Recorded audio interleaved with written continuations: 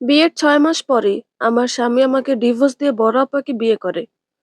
লাল বেনারসিতে আপার হাস্যোজ্জ্বল মুখখানা দেখে আমি অবাক হতে ভুলে গেলাম। আপা কি করে পারল আমার সংসার ভাঙতে? কি দোষ করেছিলাম আমি? হঠাৎই বলা নেই কওয়া নেই আমার স্বামী আমাকে ডিভোর্স দিয়ে দেয়। তার এমন করার কারণ আমি তখন খুঁজে পাইনি। কিন্তু এখন বুঝতে পারছি। নিজ হাতে বড় আপা আমার সংসারটা ভেঙে ফেললো। কাঁদতে কাঁদতে সেদিন যখন বড় আপাকে জিজ্ঞেস করেছিলাম, কেন করলে আমার সাথে এমন? বড় আপা হাসতে হাসতে বলল, কেবল তো শুরু। তোকে আমি কখনো শান্তি দেব না। তোর সকল সুখের উৎস আমি নষ্ট করে দেব। আমি বেঁচে থাকতে তুই কখনো সুখের মুখ দেখবি না। কথাগুলো বলেই বড় আপা চলে গেল। আর আমি চিৎকার করে কাঁদতে লাগলাম। ছোট থেকে বড় আপা কোনো এক অজানা কারণে আমাকে পছন্দ করতো না। আমার খেলনা ভেঙে ফেলতো, বই খাতা ফেলে দিত। কখনো কখনো মা বাসায় না থাকলে প্রচুর মারতো। আর ভয় দেখাতো, মা বাসায় এলে কিছু যাতে না বলি।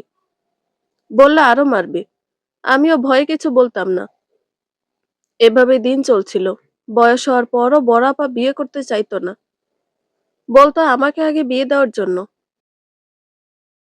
বড় আপার জেদের কাছে হার মেনে বাবা মাও আগে আমার বিয়ে ঠিক করেন। ইউনিভার্সিটিতে পড়ার সময় আমার সাইফুলের সাথে প্রেম হয়। সাইফুল আমার থেকে 5 বছরের বড় ছিল। ওর পড়াশোনা শেষ, চাকরি করছে। আমার পড়ালেখা শেষে আমরা বিয়ে করার সিদ্ধান্ত নিয়েছিলাম।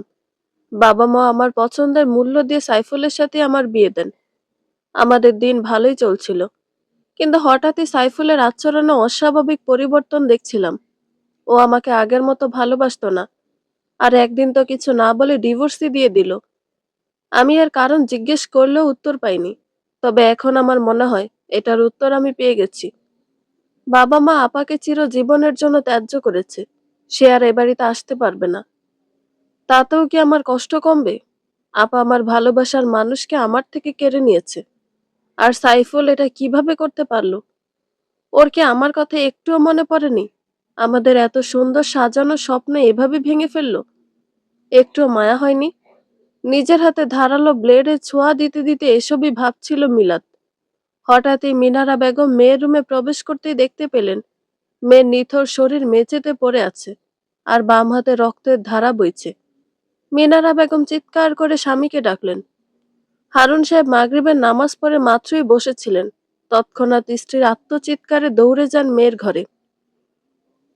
মিনারা বেগম পাগলের মতো কাঁদছেন আর মেয়ের হাতের রক্ত বন্ধ করার চেষ্টা করছেন। এই অবস্থা দেখে হারুন সাহেব কাঁপা কাঁপা হাতে অ্যাম্বুলেন্সে কল করলেন দ্রুত। ডাক্তার অনুরূপ, দ্রুত আসুন। একটা পেশেন্ট এসেছে, অবস্থা খুবই ক্রিটিক্যাল। Suicide case. একজন নার্সের বলা কথায় অনুরূপ দ্রুত নিজের কেবিন ছেড়ে বেরিয়ে এলো নার্সের পেছনে। মিলাদকে আইসিইউতে নেওয়া হয়েছে। রক্ত ঝরেছে অনেক। অবস্থা খুবই খারাপ। এক ব্যাগ বি নেগেটিভ রক্তের প্রয়োজন। ব্লাড ব্যাংকে আপাতত বি নেগেটিভ রক্ত নেই। হারুন সাহেব নিজের পরিচিত সবার কাছে খোঁজ করেও বি নেগেটিভ রক্তের সন্ধান করতে পারল না। এদিকে মেয়ের শোকে কাঁদতে কাঁদতে পাগল হওয়ার দশা মিনারা বেগমের। বন্ধুর মেয়েকে দেখতে এসেছে রেভান। যাওয়ার সময় হাসপাতালের করিডোরে এক মধ্যবয়স্ক মহিলাকে কাঁদতে দেখে এগিয়ে গেল সে। মহিলাটির মুখোমুখি বসে নরম গলায় বলে উঠল, আপনি কাঁদছেন কেন? মিনারা বেগম চোখ তুলে চাইল ঠিকই, কিন্তু কান্নার দমকে কথা বলতে পারছেন না। তখনই চিন্তিত, দুশ্চিন্তাগ্রস্ত গলায় পেছন থেকে হারুন সাহেব বলে উঠলেন, কোথাও পাচ্ছি না, কোথাও না। এখন কি করব আমি? ওনার কথা শুনে মিনারা বেগমের কান্নার বেগ আরো বেড়ে গেল। রেভান উঠে গিয়ে হারুন সাহেবের সামনে দাঁড়িয়ে বলল, কি হয়েছে আপনাদের? হারুন সাহেব মলিন গলায় বললেন, বি নেগেটিভ রক্ত প্রয়োজন, না হলে আমাদের মেয়েকে বাঁচানো যাবে না। বলতে বলতে কেঁদে ফেললেন তিনি। রেভান সান্ত্বনার স্বরে বলল, আঙ্কেল, আপনি শান্ত হন। আমার বি নেগেটিভ রক্ত, আমি রক্ত দিতে পারবো। রেভানের কথা শুনে স্বামী স্ত্রী দুজনের মধ্যে আশার আলো ফুটে উঠল। অবশেষে রক্তের জোগাড় করা গেল। রক্ত দেওয়া শেষে রেভান যখন চলে যাচ্ছিল, তখন মিনারা বেগম ওর হাত ধরে বলল, বাবা, তুমি না থাকলে হয়তো মেয়েটাকে বাঁচাতে পারতাম না। তোমার শুকরিয়া আদায় কিভাবে করব জানি না। এভাবে বলবেন না আন্টি, মানুষই তো মানুষের জন্য। তুমি অনেক ভালো মানুষ বাবা। আমাদের বাসায় এসো একদিন। আসবো আন্টি, তোমার নাম্বারটা দাও। রেবান ওর নাম্বার দিয়ে চলে গেল হাসপাতাল থেকে। মিলাত এখন আউট অফ ডেঞ্জার, যদিও জ্ঞান ফেরেনি এখনো। তবুও ডাক্তার অনুরূপ এখনো বাসায় যাননি। সকালে চেক আপটা করে তবেই যাবে। মায়ের মুখ থেকে মিলাতের কথা শুনে আনন্দ হলো চৈতির। এটাই তো চেয়েছিল সে। তবে মরেনি বলে আফসোস হচ্ছে। অবশ্য এত তাড়াতাড়ি মরলে খেলা জমবে না, তিলে তিলে শেষ করবে ওকে। এইসব ভেবেই পৈশাচিক হাসলো চৈতি। এর মধ্যে কলিং বেল বাজলো। বিরক্ত হলো চৈতি। নিশ্চয়ই সাইফুল এসেছে। এই লোকটাকে একদমই সহ্য হয় না ওর। শুধুমাত্র মিলাতের জীবনটা নরক বানানোর জন্য এই বিয়েটা করেছে সে। দরজা খুলে কড়া ভাষায় কিছু বলবে, তার আগেই দেখলো সাইফুলের সাথে আরেকজনকে। ছেলেটাকে দেখে ভালোই লাগলো চৈতির। এত সুন্দর ছেলে সচরাচর কমই দেখা যায়। সাইফুল ছেলেটার পরিচয় বলল, ও হচ্ছে রেভান, আমার বন্ধু। একটা কাজে এসেছে চট্টগ্রাম থেকে, এখানেই থাকবে কিছুদিন। চৈতি হেসে স্বাগতম জানালো, আর মনে মনে পুলকিত হলো। রুমে এসে চৈতি সাইফুলের গলা জড়িয়ে ধরে আহ্লাদ করতে শুরু করলো। সাইফুলও সায় দিয়ে বলল, কি ব্যাপার ম্যাডাম, আজকে এত খুশি লাগছে কেন? তোমাকে দেখলেই তো আমার খুশি লাগে। তাই নাকি?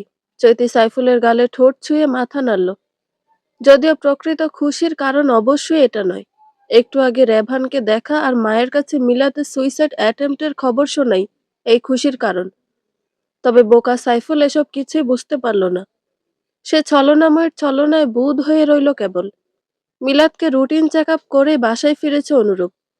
তবে একটা বিষয় খুব খারাপ লাগছে।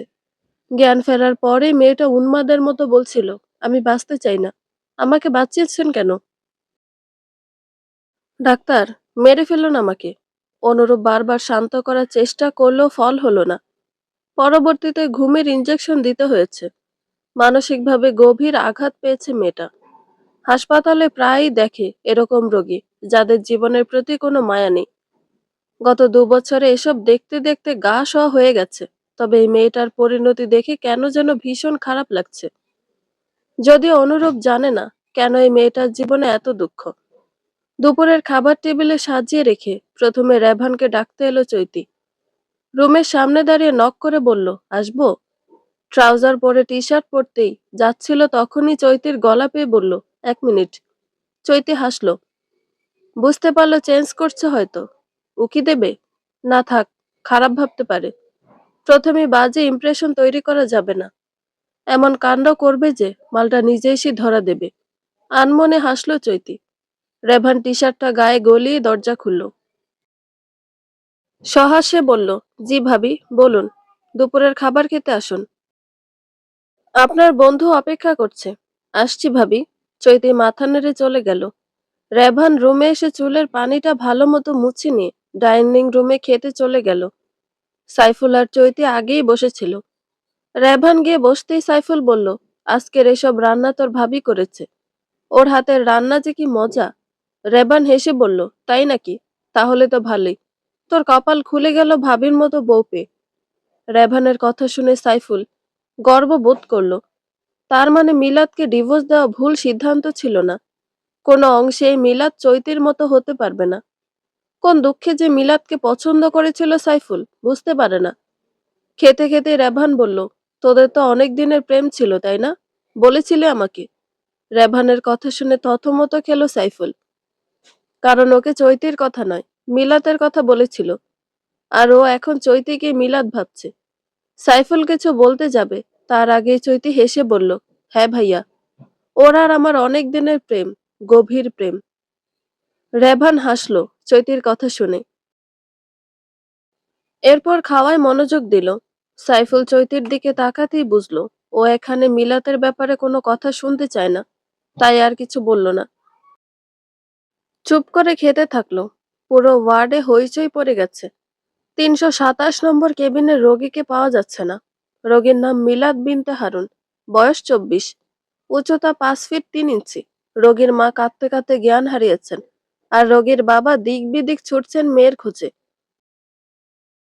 হঠাৎ হাসপাতালের একজন ওয়ার্ড বয় এসে বলল, বিল্ডিং এর ছাদের রেলিং এর উপর মিলাদ দাঁড়িয়ে আছে।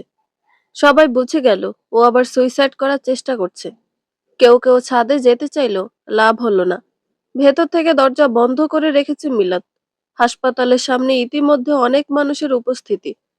সবাই বলছে নিচে নামার জন্য, কিন্তু মিলাত কারো কথাই শুনছে না। দাঁড়ানো থেকে রেলিং এর ওপর বসে উদাস দৃষ্টিতে আকাশের দিকে চেয়ে রইল। অনুরূপ হাসপাতালে আসার জন্য তৈরি হচ্ছিল, তখনই একটা ফোন কল এলো। ওপাশ থেকে জানা গেল গতকাল সুইসাইড অ্যাটেম্প্ট করা মেয়েটা আবারও সুইসাইডের চেষ্টা করছে। খবরটা জেনে দ্রুতই বেরিয়ে পড়লো, আর মনে মনে প্রার্থনা করলো কোনো খারাপ কিছু যেন না হয়। হাসপাতালে পৌঁছেই ছাদের দিকে চোখ গেল অনুরূপের। মেয়েটা এখনো একই জায়গায় বসে আছে। মেয়েটার বাবা কাঁদতে কাঁদতে তাকে নামতে বলছেন। অনুরূপ অন্য কিছু ভাবলো, কিভাবে মেয়েটাকে নামানো যায় ওখান থেকে। ছাদের দরজা ভাঙা ছাড়া উপায় নেই, তবে রোগীর মানসিক অবস্থা ভালো না। এমন করলে যদি লাফ দেয় তাহলে তো সব শেষ। 10 তলার বারান্দা থেকে যদি ছাদে ওঠা যায় কোনোভাবে, তাহলেই হবে, কিন্তু এটা অনেক রিস্কের ব্যাপার। সিনিয়র ডাক্তার, নার্স কেউই সায় দিচ্ছেন না এই ব্যাপারে। অনুরূপ সবাইকে শান্ত করে বলল সে একবার চেষ্টা করে দেখবে। এভাবে কাউকে চোখের সামনে মরতে দেখতে পারবে না কিছুতেই। অবশেষে সবাই নিমরাজি হলো। 10 তলার বারান্দা থেকে পানির পাইপলাইন বেয়ে বহু কষ্টে উপরে উঠে এলো অনুরূপ। ডাক্তারি পড়তে আসার আগে বাবার ইচ্ছা একবার আর্মিতে যোগ দিয়েছিল সে, কিন্তু 1 বছর পরে পালিয়ে এসেছিল। এত ট্রেনিং নিতে পারছিল না। তবে জীবনের এই পর্যায়ে এসে এসব কাজে লাগবে একবারও ভাবেনি অনুরূপ। ছাদে আলো নেই। চারপাশ থেকে আসা আবছা আলোয় অনুরূপ দেখতে পেল ছাদের রেলিং এর ওপর স্থির চিত্তে বসে আছে একটি মেয়ে। চুপচাপ ওর দিকে এগুচ্ছিল। কিন্তু হঠাৎ মেয়েটা উঠে দাঁড়ালো, হয়তো এখনই লাফ দেবে। বুকের ভেতরটা ছলকে উঠল অনুরূপের। এত কাছে এসেও কি মেয়েটাকে বাঁচাতে পারবে না? পায়ের গতি বাড়িয়ে দিল অনুরূপ। প্রায় দৌড়ে এসে মিলাতের হাত চেপে ধরল। পেছন ফিরে অনুরূপকে দেখে নিরুত্তাপ গলায় মিলাত বলল, আমাকে যেতে দিন ডাক্তার। এইরকম অভিশপ্ত জীবন আমি চাই না।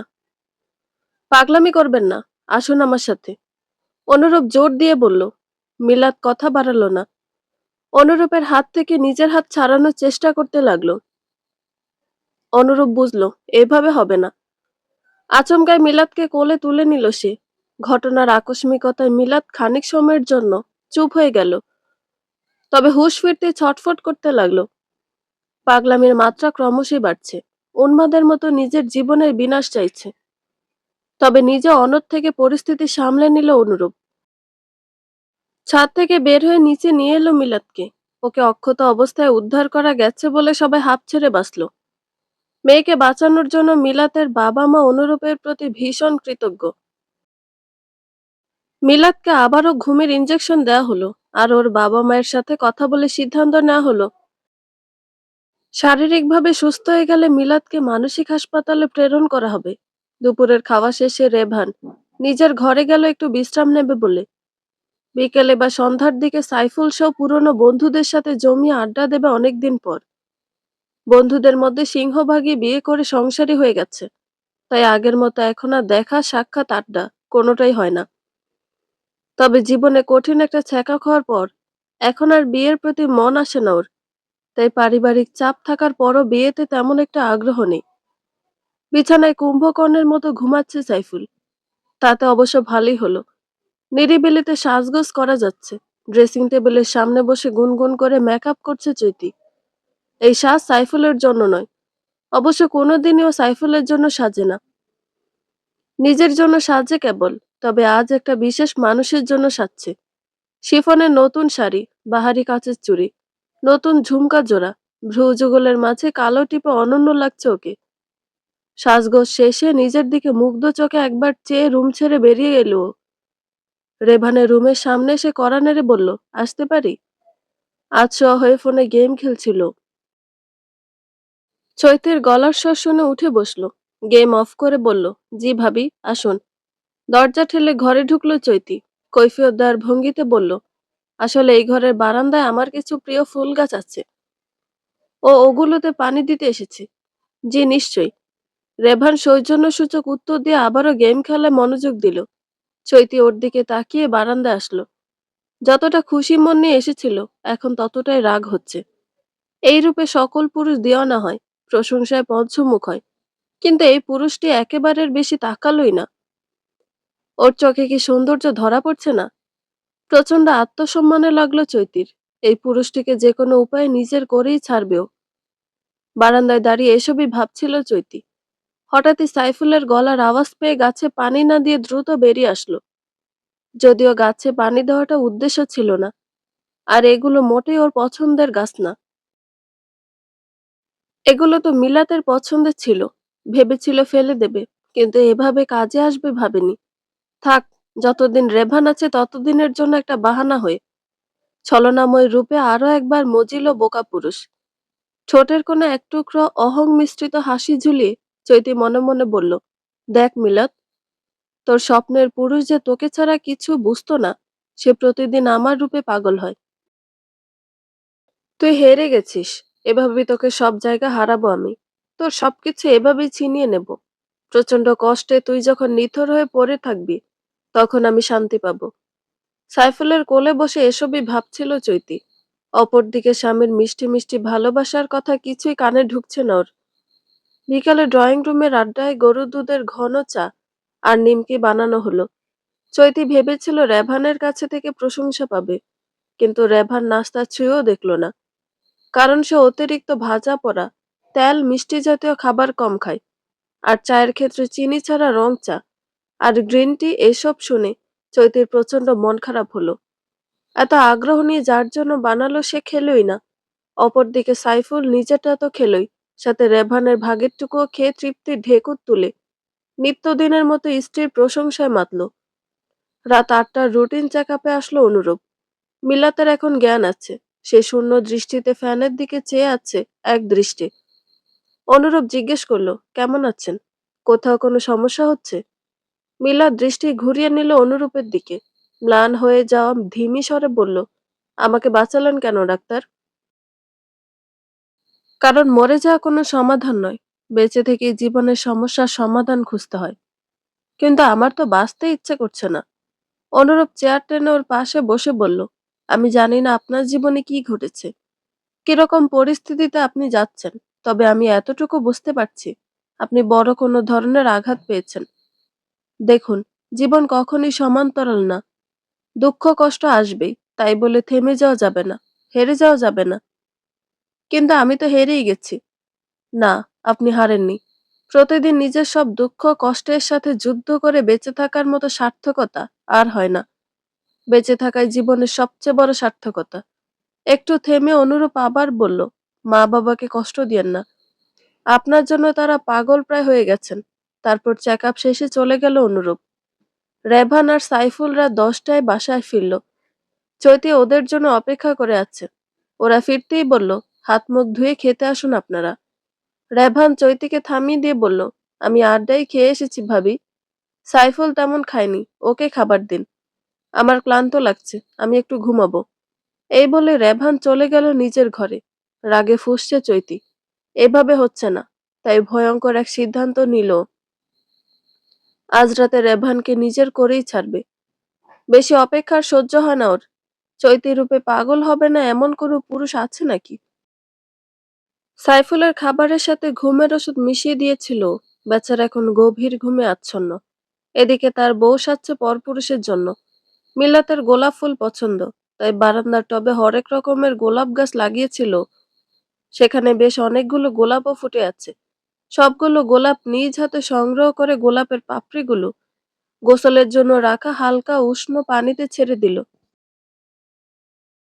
এবার উত্তম রূপে গোসল করে মনের মতো সাজবে নিজের পছন্দের পুরুষের জন্য। এভাবে কখনোই সাইফুলের জন্য নিজেকে তৈরি করেনি সে। আর করবেই বা কেন? যে মানুষটা শুধুই খেলার গুটি, তার জন্য কিসের সাজসজ্জা? রেভান ঘুমানোর প্রস্তুতি নিচ্ছে। কাল পাসপোর্ট অফিসে গিয়ে মায়ের পাসপোর্টটা বানাতে দেবে। তারপর ভাবি বোন মায়ের জন্য কিছু কেনাকাটা করবে। সন্ধ্যায় ক্লায়েন্টের সাথে মিটিং করে রাতের ট্রেনে চট্টগ্রাম ফিরবে। মোটামুটি কালকের দিনের প্ল্যান সাজিয়ে শুয়ে পড়ল। হঠাৎ কল এলো ফোনে। ছোট বোন নাইমা ফোন করেছে। রেভান মৃদু হাসল। পাগলিটা আবার কোনো বায়না করবে নিশ্চিত। আসার সময় লম্বা লিস্ট দিয়েছে। ফোন রিসিভ করে কিছু বলার আগে ওপাশ থেকে ছোট বোনের ভয়ার্ত গলা শুনে কপালে চিন্তার ভাঁজ ফুটে উঠল। কাপা স্বরে নাইমা বলছে, ভাইয়া, বাঁচাও আমাকে। আমি কি করব বুঝতে পারছি না। মাইফিকের সাথে পালানোর জন্য বাসা থেকে বেরিয়েছিলাম, কিন্তু ওর উদ্দেশ্য ভালো না। আমি বুঝতে পেরেছি। ও সিগারেট খেতে যাওয়ার পর ট্রেনের ওয়াশরুমে এসে তোমাকে ফোন করলাম। ও জানে না আমি বুঝে গেছি। বলতে বলতে কেঁদে ফেলল নাইমা। রেভান ততক্ষণে বিছানা ছেড়ে দাঁড়িয়ে গেছে। পায়ের রক্ত মাথায় উঠে গেছে ওর। তবুও নিজেকে শান্ত রেখে বলল, চিন্তা করিস না, আমি আসছি। তুই ওকে বসতে দিস না, তুই বুঝে গেছিস ওর প্ল্যান। আর সাবধানে থাকিস। ট্রেন থেকে নামার আগে আমাকে কলে রাখিস। আচ্ছা ভাইয়া। নাইমা চোখ মুছে ফোন রেখে দিল। আর দেরি করা যাবে না, নয়তো মাশফিকের সন্দেহ হবে। মাশফিকের সাথে ওর 1 বছরের সম্পর্ক। বাসায় ওর কথা বলার পর বাবা মা ভাইয়ারা কেউ মেনে নেয়নি। তাই মাশফিক যখন বলেছিল ওর সাথে পালানোর কথা, তখন ভালোবাসায় অন্ধ হয়ে সেও রাজি হয়ে যায়। তবে ঘর ছেড়ে বের হওয়ার পরই কেমন যেন লাগছিল। আর বাসে ঘুমের ভান করে ওর আর ওর বন্ধুদের কথা শুনে বুঝতে পেরে গিয়েছিল ওর বদ মতলবের কথা। তবে তখনও কিছু বুঝতে দেয়নি। নিজেকে সংযত রেখে সুযোগের অপেক্ষা করছিল। তাড়াহুড়োয় সাইফুল বা চৈতি কাউকেই বলার সুযোগ পায়নি রেভান। অবশ্য ওদের দরজা একবার নক করেছিল, কিন্তু কোনো সাড়া না পায় আর না রেখে মানিব্যাগ আর ফোন নিয়ে বেরিয়ে পড়ে। চৈতি ওয়াশরুমে ছিল, তাই শব্দ শুনতে পায়নি। আর সাইফুল তো ঘুমোচ্ছেই। গোসল সেরে গোলাপি রঙের ছোট একটা নাইটি পরে নিজেকে একবার আয়নায় দেখে নিল। ফর্সা হুড়োর ওপর গোলাপি রংটা এত মানাচ্ছে। নিজেই নিজেকে দেখে মুগ্ধ হয়ে গেল। আয়না থেকে চোখ সরিয়ে ঘুমন্ত সাইফুলের দিকে একবার চেয়ে ঠোঁট বাঁকিয়ে হাসল। এরপর সরু কোমরে ছন্দ তুলে ঘর ছেড়ে বেরিয়ে রেভানের ঘরের দিকে এগুলো। দরজায় নক করতে গিয়ে বুঝলো দরজাটা খোলা। হাসলো চৈতি। আজ আরো সহজ হয়ে গেল। দরজা ঠেলে ভেতরে ঢুকে ড্রিম লাইটের নরম আলোয় পুরো রুমে কাউকেই দেখতে পেল না। ওয়াশরুমের দরজা খোলা, বারান্দায়ও নেই। তাহলে গেল কোথায়? চৈতি ক্রোধে পাগল হয়ে গেল মুহূর্তেই। কি করবে এখন? এই ছেলেটাকে ধরাছোঁয়া যাচ্ছে না কেন? কমলাপুর রেল স্টেশনে এসে থামলো ট্রেন। কথা মতো নাইমা ট্রেন থেকে নামার আগে ভাইকে ফোন করলো। রেভান রিসিভ করে ফোনটা লাউড স্পিকারে দিয়ে বুঝতে চেষ্টা করলো কোথায় আছে ওরা। ভাই যেন সহজে বুঝতে পারে, তাই ও ইচ্ছে করে মাশফিককে নানা রকম প্রশ্ন করছে। কিন্তু মাশফিক কোনোটার উত্তর দিচ্ছে তো, কোনোটার উত্তরে ধমকে উঠছে। রেভান বুঝে গেছে ওরা কোথায়। দ্রুত গতিতে ছুটছে সেদিকে।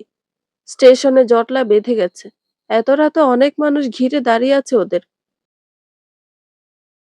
অতঃপর রেলমাস্টার এসে রেভানের হাত থেকে ছুটিয়েছে মাশফিককে।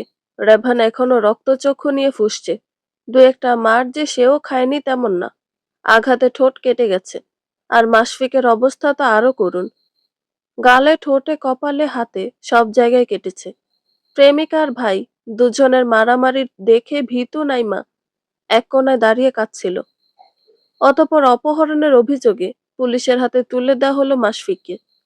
পুলিশ ওকে নিয়ে চলে যাবার পর নাইমা ভাইয়ের কাছে এসে কাঁদতে কাঁদতে বলল, সরি ভাইয়া, আমার তোমাদের কথা শোনা উচিত ছিল। নিজের অজান্তে আমি কত বড় ভুল করে ফেলেছি। যাক, শেষ পর্যন্ত ভুল বুঝতে পেরেছিস, এটাই অনেক। বের হয়েছিস কখন? বিকেলে। তাহলে মা, বাবা, ভাই, ভাবি ওরা এখনো ফোন করলো না যে?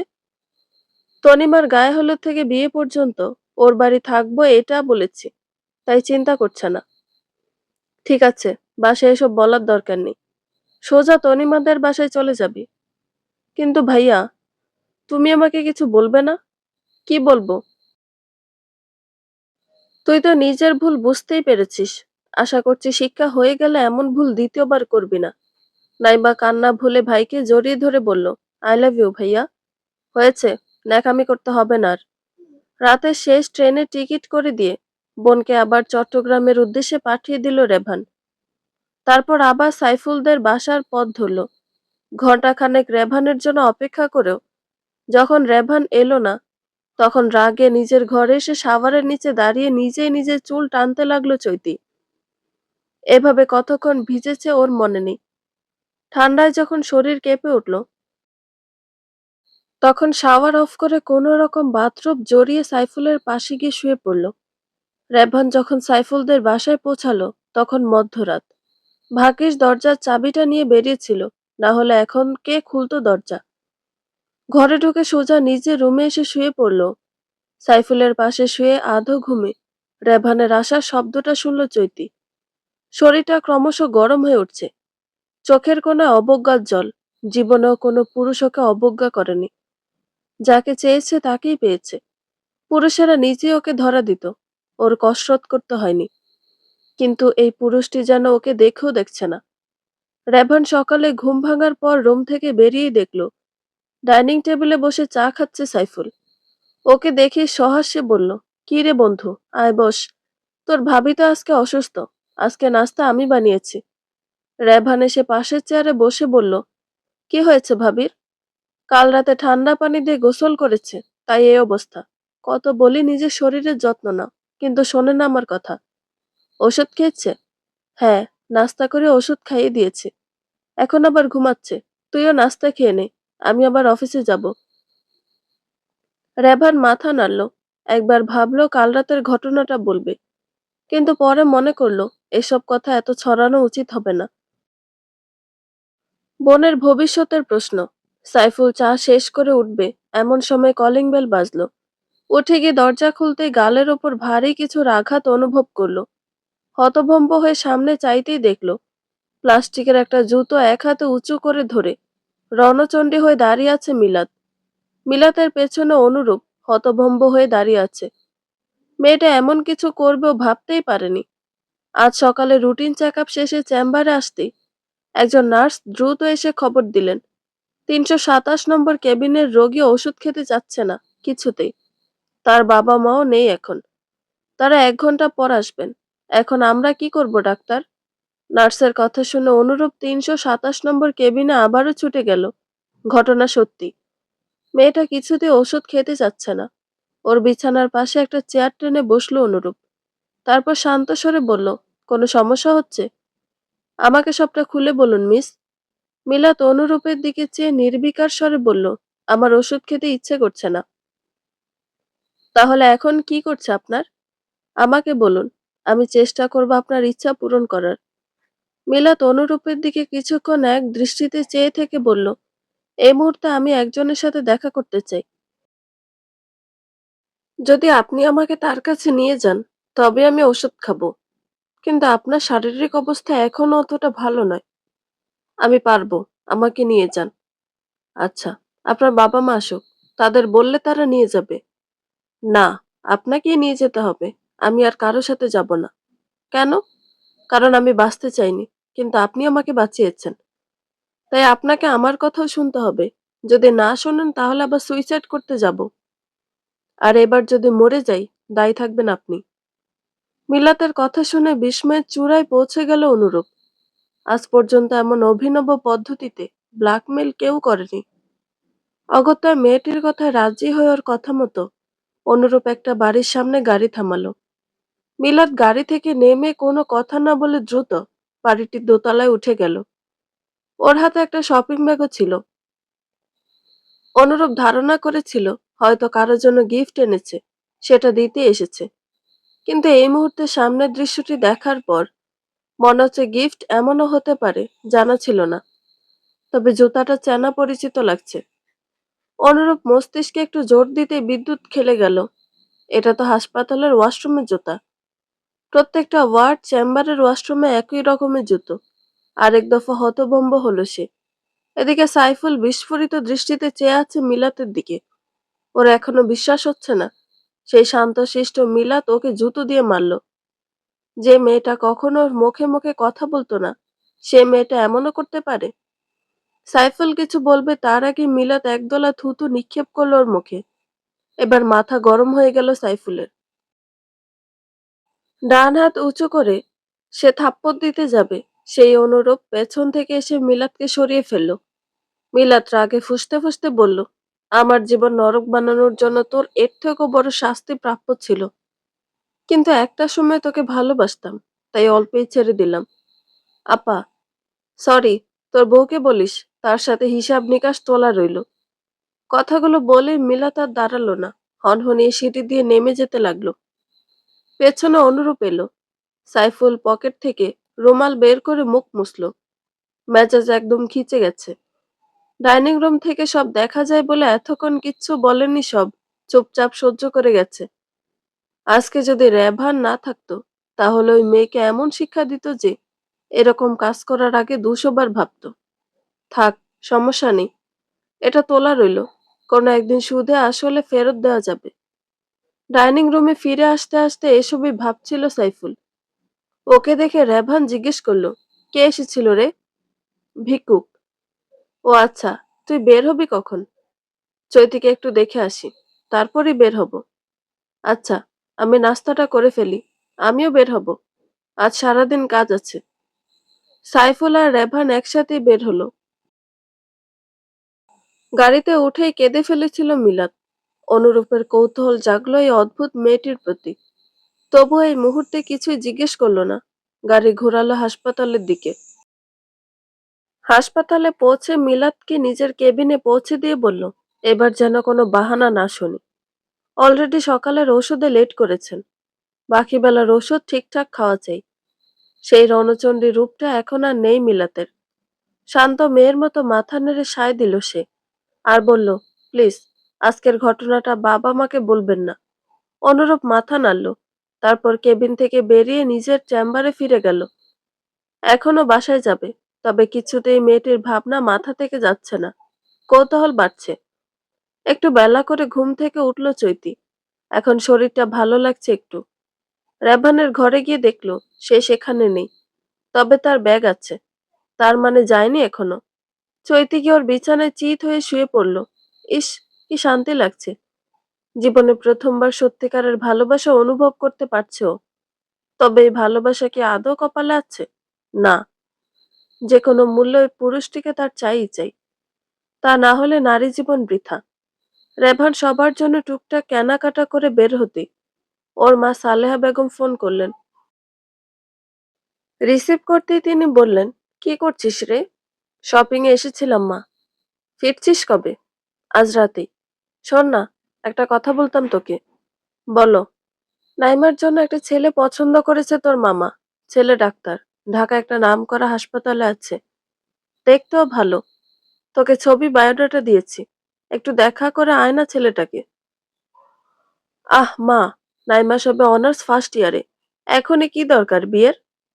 তুই বুঝবি না। আর ভালো ছেলে সবসময় পাওয়াও যায় না। আর দেখলেই তো বিয়ে হচ্ছে না। যা না বাপ। রেভান অতিষ্ঠ হয়ে বলল, আচ্ছা যাব।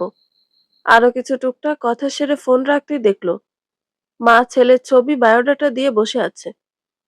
নিতান্তে অনাগ্রহের সাথে ছবিটা দেখলো রেভান। চেহারা তো ভালোই। ছেলের নাম কি? ও আচ্ছা, অনুরূপ চৌধুরী। রেভান পুরো বায়োডাটা পড়ল। যাক, ভালোই মনে হচ্ছে। দেখে আসা যায়। ভাবনা অনুযায়ী হাসপাতালের দিকে রওনা হলো। অনুরূপের সাথে দেখা করতে এসেছিল রেভান, তবে পারেনি, কারণ অনুরূপের আজ ছুটি। ওকে কাল সকালে পাওয়া যাবে। কিন্তু কাল সকাল পর্যন্ত একদমই সময় নেই রেভানের। আজ রাতেই ফিরতে হবে। যাই হোক, ও তো এসেছিল, এখন না পাওয়া গেলে কি আর করার। বিকেলে ডিসচার্জ দেওয়া হলো মিলাতকে। ও নিজেই থাকতে চাইছে না আর হাসপাতালে। যদিও ওকে আরো একদিন থাকতে বলা হয়েছিল, কিন্তু মিলাত রাজি হয়নি। শারীরিক দিক বিবেচনা করলে এখন অনেকটাই সুস্থ আছে ও। বাসায় ফেরার পথে হারুন সাহেব মেয়ের মাথায় হাত রেখে বললেন, কোথাও ঘুরে আসবি? মিলাত মাথা নেড়ে সম্মতি দিল। ক্লান্ত বিধ্বস্ত মনটা যদি কোথাও গিয়ে শান্তি পায়, তাহলে ক্ষতি কি? মিনারা বেগম মেয়ের হাত ধরে নরম গলায় বললেন, তুই এভাবে ভেঙে পড়িস না মা। তোকে এভাবে দেখতে ভালো লাগে না। আর কেউ না থাকুক, আমরা তোর পাশে সবসময় আছি। মিলাত বাবা মায়ের দিকে চেয়ে শান্ত কণ্ঠে বলল, আমাকে ক্ষমা করে দিও তোমরা। নিজেও কষ্ট পেয়েছি, তোমাদেরও দিয়েছি। হারুন সাহেব মেয়ের মাথা নিজের বুকে নিয়ে মাথায় হাত বুলিয়ে দিতে দিতে বললেন, নিজেকে কখনো একা ভাববি না। তোর ফুফির বাসায় যাবি? চট্টগ্রাম? হ্যাঁ, যাব। তাহলে কালকে রাতে ট্রেনের টিকিট করি। না বাবা, আজ রাতেই যেতে চাই আমি। কিন্তু মা, আমার তো কাল ছুটি নেই। সমস্যা নেই বাবা, আমি একাই যেতে পারবো। অসম্ভব। এ অবস্থায় তোকে একা ছাড়ার প্রশ্নই আসে না। আমার কিছু হবে না বাবা, আমি ঠিক আছি। একটা দিন অপেক্ষা করলে কি হয়? হারুন সাহেব অসহায় কণ্ঠে বললেন, বাবা, গেলে আজ রাতেই, আর না গেলে যাবই না। মিলাতের কণ্ঠে জেদ। অবশেষে মেয়ের কথায় রাজি হলেন হারুন সাহেব। তবে দুশ্চিন্তা হচ্ছে, কালকে অফিসে যাওয়াটা জরুরি। তা না হলে ছুটি নিয়ে নিত। এদিকে মেয়েও নাছোড়বান্দা। ক্লায়েন্টের সাথে সুন্দরভাবে মিটিং শেষ করে রেভান সাইফুলের বাসার উদ্দেশ্যে রওনা দিল। নিজের ব্যাগটা নিতে হবে। এরপর রাত 10টার ট্রেন ধরবে। চৈতির মন খারাপ লাগছে ভীষণ। ভালোবাসার মানুষটা চলে যাবে একটু পর, অথচ কিছুই বলা হলো না, করা হলো না। অবাধ্য মনটা শান্ত হচ্ছে না কিছুতেই। মন চাইছে সবকিছু ছেড়ে ছুড়ে ওর সাথেই চলে যেতে। একটা মানুষ কিভাবে এত অল্প সময়ের মধ্যে হৃদয়ের এতখানি জায়গা দখল করতে পারে? রেভান যখন চলে যাচ্ছিল, চৈতির তখন ইচ্ছে করছিল দৌড়ে গিয়ে জড়িয়ে ধরতে। আবার কবে দেখা হবে? হারুন সাহেব আর মিনারা বেগম দুজনে স্টেশনে এলেন মেয়েকে এগিয়ে দিতে। যেতে যেতে কত রকমের উপদেশ, আদেশ করলেন তার হিসেব নেই। মিলা তো লক্ষ্মী মেয়ের মতো সব শুনল, আর মাথা নেড়ে পালন করার সম্মতি জানালো। ট্রেন এসে পড়েছে। যাত্রীরা সবাই যে যার মতো উঠছে। হারুন সাহেব মিলাতকে ওর সিটে বসিয়ে দেবার জন্য নিজেও বগিতে এলেন মেয়ের সাথে। মিলাত নিজের সিটে বসে বাবাকে বলল, বাবা, এবার তুমি যাও, চিন্তা করো না, আমি ফোন করব। আচ্ছা, তোর কিছু লাগবে? ওহ বাবা, চকলেট, চিপস, বিস্কিট, জুস, আচার আর হাবিজাবি কিনে দেওয়ার পরও জিজ্ঞেস করছো আরো কিছু লাগবে কিনা? ওদিকে মাও বিরিয়ানি দিয়ে দিয়েছে। কখন খাবো আমি এগুলো? মিলাত অসহায় কণ্ঠে বলল। হারুন সাহেব হাসলেন। মেয়ের মাথা হাত বুলিয়ে দিতে দিতে বললেন, আচ্ছা, ঠিক আছে, যাচ্ছি আমি। তুই সাবধানে থাকিস। আর কোনো সমস্যা হলে সাথে সাথে আমাকে ফোন করবি। আচ্ছা বাবা। Excuse me. বাবা মেয়ের কথার মাঝেই কেউ পেছন থেকে বলে উঠল কথাটা। হারুন সাহেব ঘুরে মানুষটিকে দেখেই খুশি হয়ে গেলেন। হাস্যোজ্জ্বল কণ্ঠে বললেন, আরে বাবা, তুমি? রেভানও চিনতে পারল। বলল, হ্যাঁ আঙ্কেল, আমি চট্টগ্রামে থাকি। এখানে এসেছিলাম কিছু কাজে। আরে বাহ, তাহলে তো ভালোই। তুমি সেদিন আমাদের যা উপকার করলে, সারা জীবন কৃতজ্ঞ থাকবো। আঙ্কেল, এভাবে বলবেন না। ওটা আমার দায়িত্ব ছিল। এখন আপনার মেয়ে কেমন আছে? হারুন সাহেব মিলাতের দিকে উদ্দেশ্য করে বললেন, এই যে আমার মেয়ে। রেভান এতক্ষণে খেয়াল করলো মিলাতকে। আর মিলাত সেই শুরু থেকেই বাবার এই আগন্তুক লোকটার কথা শুনছিল। হারুন সাহেব রেভানের হাত ধরে বললেন, বাবা, সেদিনের মতো আজও একটা উপকার করবে? জি আঙ্কেল, বলুন। মেয়েটার খেয়াল রেখো। ছুটি না পাওয়ার কারণে ওর সাথে যেতে পারছি না। ওর মা আর আমি দুজনেই বেশ চিন্তিত। আচ্ছা আঙ্কেল, আপনি চিন্তা করবেন না, আমি আছি। ধন্যবাদ বাবা। হারুন সাহেব কিছুটা স্বস্তি পেলেন। মেয়েকে আরেক দফা বিদায় দিয়ে তিনি নেমে গেলেন ট্রেন থেকে। কিছুতেই ঘুম আসছে না অনুরূপের। এরকমটা আগে কখনোই হয়নি। বারবারই কেবল ওই মেয়েটার কথাই মনে আসছে। মেয়েটা ঠিকমতো ওষুধ খেয়েছে তো? ধুর, এসব চিন্তা ও কেন করছে? মনকে নানা রকম প্রবোধ দিয়েও লাভ হলো না। নিজের অজান্তে হাসপাতালে দায়িত্বরত একজন নার্সকে ফোন করলো অনুরূপ। প্রথম সৌজন্যমূলক আলাপ সেরে পরে বলল, 327 নম্বর রুমের রোগীর কি অবস্থা? আর কোনো সমস্যা হয়েছে পরে? স্যার, বিকেলে ওনারা ডিসচার্জ নিয়েছে। তবে এর আগ পর্যন্ত সব ঠিকই ছিল। অনুরূপ অবাক হলো। ডিসচার্জ নিয়েছে? ওর না আরো একদিন থাকার কথা ছিল? তাহলে হঠাৎ ডিসচার্জ নিল কেন? ট্রেন ছেড়ে দিয়েছে। মিলাত আপন মনে তাকিয়ে আছে জানালার বাইরে। কখন যে লম্বা ঘন চুলের ভারী খোপাটা খুলে গেছে টেরই পেল না। চলন্ত ট্রেনের খোলা জানালা দিয়ে আসা ঠান্ডা বাতাসে চুলগুলো উঠছে। কেউ একজন সেদিকে তাকিয়ে আছে অনিমেষ। মস্তিষ্কে দ্বন্দ্ব চলছে। কি নামে ডাকবে এই রমণীকে? মায়াবতী নাকি কেশবতী? রাতের নিস্তব্ধতা ভেদ করে ট্রেন চলছে আপন গতিতে।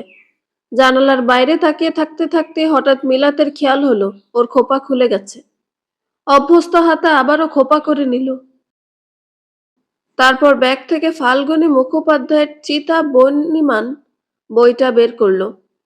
কতদিন বই পড়া হয় না, অথচ একটা সময় পাঠ্য বইয়ের ভেতর লুকিয়ে পড়তে গিয়ে কত বকা খেত মায়ের কাছে। তবুও যেন বইয়ের নেশা কাটত না। মায়াবতী আর কেশবতী মিলিয়ে রেভান অদ্ভুত সুন্দর একটা নাম তৈরি করলো, মায়াকেশী। প্রথম দেখায় কাউকে এতটা ভালো লাগতে পারে রেভান ভাবেইনি। তৃষ্ণা জাগছে কথা বলার, তবে শুরু করবে কিভাবে ভেবেই পাচ্ছে না। কিছুক্ষণ সময় নিয়ে হঠাৎই বলে ফেলল, চা খাবেন?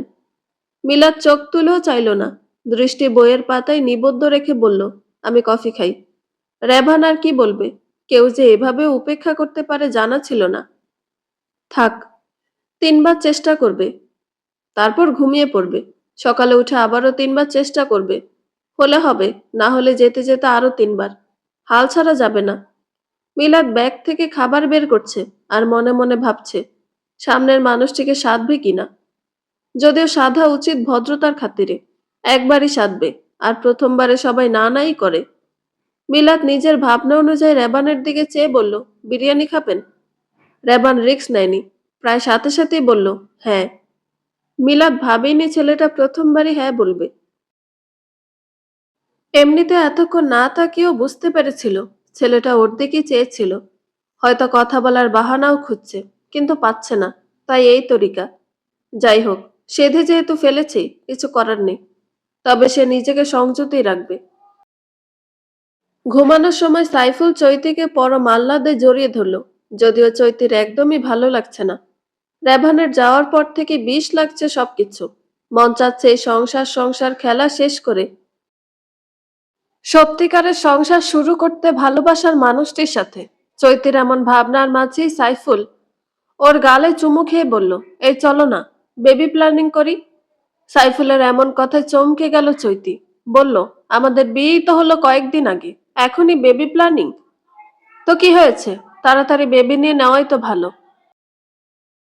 সাইফুলের কথা শুনে চৈতি মনে মনে বলল, আমি আমার ভালোবাসার মানুষের বাচ্চার মা হব, এছাড়া আর কারো বাচ্চার মা হব না। চৈতির উত্তর না পেয়ে সাইফুল বলল, হানিমুনে যাবে? আমাদের তো এখনো হানিমুনও হয়নি। চৈতির হানিমুন নিয়ে কোনো আগ্রহ ছিল না, তবে এখন হচ্ছে। হানিমুনে যদি চট্টগ্রাম যাওয়া যায়, তাহলে রেভানের সাথে আবারও দেখা হবে। আনমনে খুশি হয়ে উঠল। সাইফুলের খুশি দেখে ভাবল, হয়তো হানিমুনে যাওয়ার কথা শুনে এই আনন্দ। সে চৈতিকে আরেকটু শক্ত করে জড়িয়ে ধরে বলল, কোথায় যাবে হানিমুনে? কাশ্মীর? না, চট্টগ্রাম যাব। সাইফুল ভ্রু কুঁচকে বলল, চট্টগ্রাম? হ্যাঁ, আমি কখনো চট্টগ্রাম যাইনি। আমার অনেক ইচ্ছে চট্টগ্রাম যাওয়ার। তুমি আমাকে নিয়ে যাবে না? বোকা সাইফুল আবারও ছলনাময়ের ছলনা আটকে গেল। ওরা সামনের সপ্তাহে চট্টগ্রাম যাবে। দোকামরার এই ফ্ল্যাটে অনুরূপ একাই থাকে। বাবা মা থাকে চট্টগ্রাম, বাবার পৈতৃক ভিটায়। আজ সকাল সকাল চোখ খুলে হঠাৎ বাবা মাকে দেখে অবাক হয়ে গেল অনুরূপ। সেই সাথে খুশিও হলো।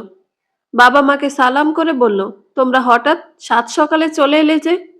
অনুরূপের মা কলি বেগম স্নেহের স্বরে বললেন, বারে, তোকে দেখতে ইচ্ছে করে না আমাদের? তাহলে আমাকেই বলতে, আমি চলে যেতাম। আমিনুল হক হেসে বললেন, কেন রে বাবা, তোর বাসায় আসায় খুশি হোসনি? অনুরূপ বাবাকে জড়িয়ে ধরে বলল, অনেক খুশি বাবা, কিন্তু তোমরা দুজনেই অসুস্থ। বেশি দূর জার্নি করা নিষেধ তোমাদের। তবু এই পাগলামিগুলো কেন করো? তো করব না, একটা মাত্র ছেলে আমাদের। তোমাকে ঘিরেই তো সব পাগলামি আমাদের। কলি বেগম ছেলের গালে হাত রেখে বললেন, হয়েছে হয়েছে, এখন ঘরে গিয়ে রেস্ট নাও। রান্নার খালা একটু পরে আসবে, ততক্ষণে চা বানিয়ে ফেলি আমি। তুই করবি কি রে? তোর মায়ের এখনো রথ আছে। ছেলের জন্য সামান্য কিছু করতে পারবো না এমন অকেজো হইনি। তোর রান্নার খালাকে বল আগামী 2 দিন আসতে না। আমার ছেলেকে আমিই রান্না করে খাওয়াবো। আহা মা, কথা শোনো। সারা জীবন তো খাওয়ালি, এবার একটু আরাম করো। মায়েদের আরাম কিসে জানিস? সন্তানকে চোখের সামনে বসিয়ে খাওয়ানোতে। অনুরূপ হার মানল। তার মা এমনই। ছেলের কষ্ট সহ্যই করতে পারেননি। স্টেশনে ট্রেন থামার পর নিজের জিনিসপত্র নিয়ে নেমে গেল মিলাদ। পেছনে রেভানও নামলো। গতরাতে বেশি না হলেও টুকটাক কথা হয়েছে দুজনের মাঝে। রেভান একটা হাই তুলে বলল, ক্ষুধা লাগেনি? নাস্তা খাবেন না? এত সকালে খেতে ইচ্ছে করছে না। আচ্ছা, তো হালকা কিছু খান, নয়তো যেতে যেতে ক্ষুধা লাগতে পারে। চা পাওয়া যাবে এখানে? রেভান চোখ পাকিয়ে বলল, আপনি না কফি খান? কাল রাতে কথা এড়ানোর জন্য বলেছিল মিলাদ। তবে কফির চেয়ে সে চাই পছন্দ করে বেশি।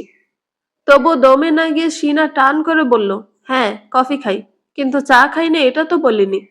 কথাটা বলেই মিলাত আর দাঁড়ালো না স্টেশনের ভেতর একটা টং দোকানের দিকে এগুলো।